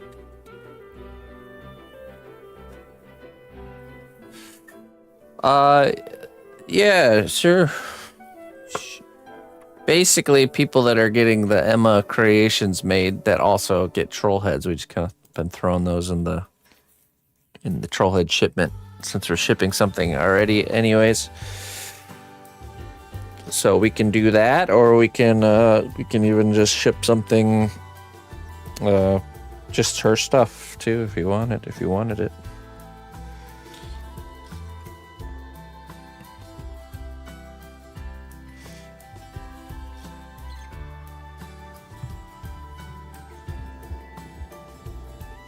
It's more about the experience for her, you know.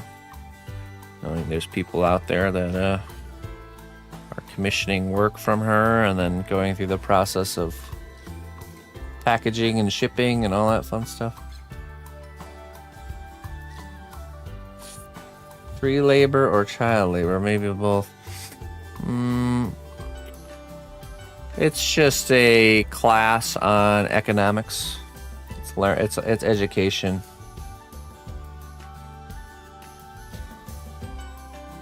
Business management and economics class for toddlers.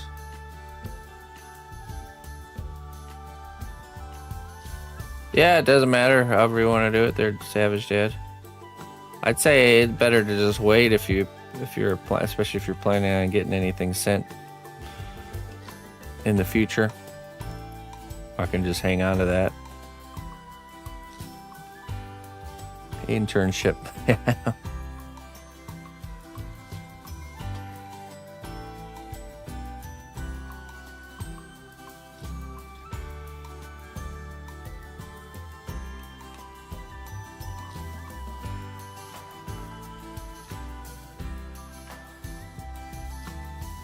Electricity. Okay, we gotta learn about electricity today.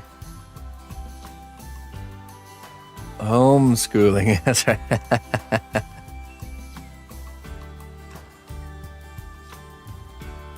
She has a fear of electricity, and that's why she wants to learn about it. That'll help her overcome that fear.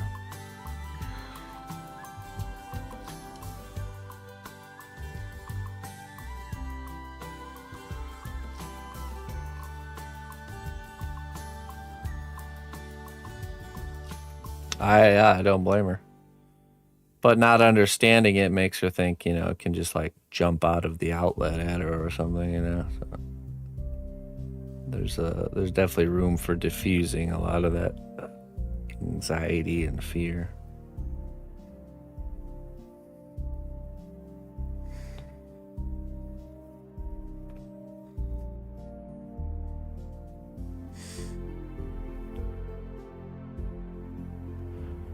She hit this age where like these types of fears, just random things like this, are starting to like pop up. We're having to a new layer of challenges for sure.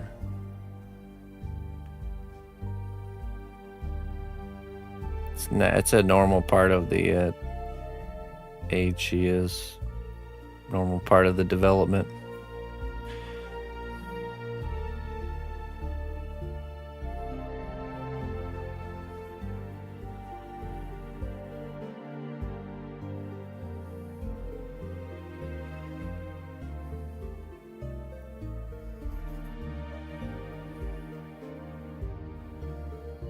So interesting how natural that process happens,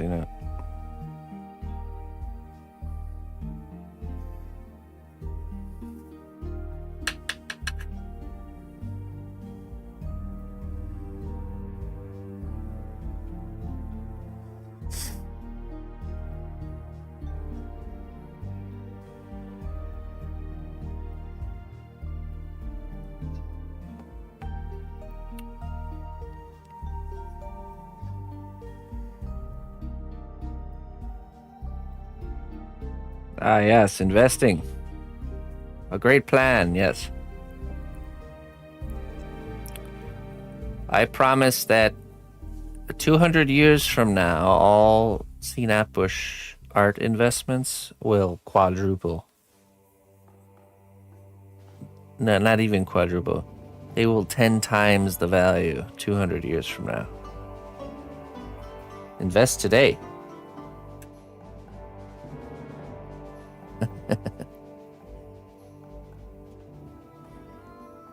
Yes, even subscriptions and tips will 10 times in value 200 years from now. It's not even enough to cover inflation.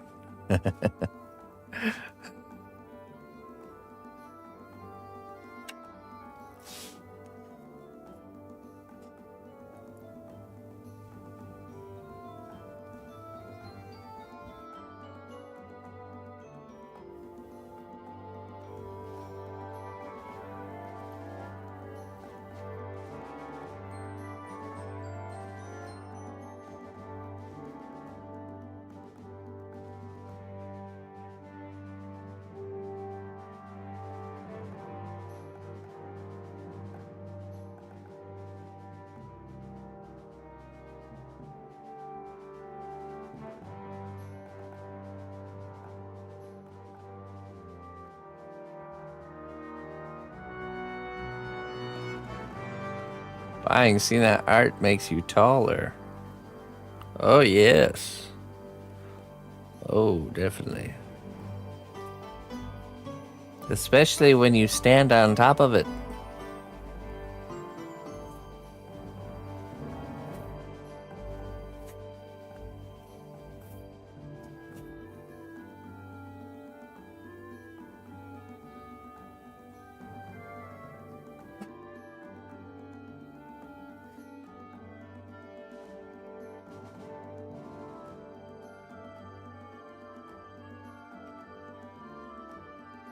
All right, I'll set this guy down here. Get high on art. All right, my friends, the time has come for me to bid you all adieu. Thank you very much for tuning in and supporting my channel, for investing in me and my family. Promising returns will come for you in the future.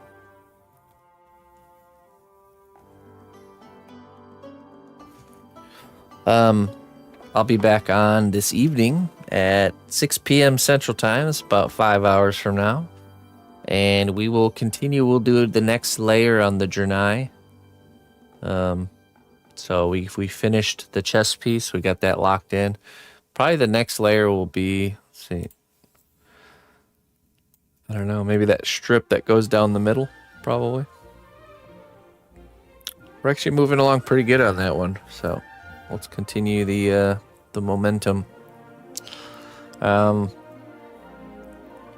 me find someone to raid. Tomorrow we'll be working on the chess set in the morning and our portrait sculpture in the evening. So that's what you guys get to look forward to tomorrow.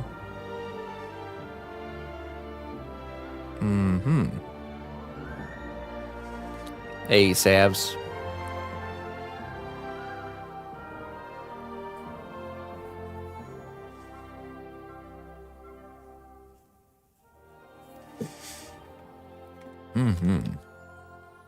I will drop you guys off with Mr. Miniature's Den. Let's go check out some epic painting action.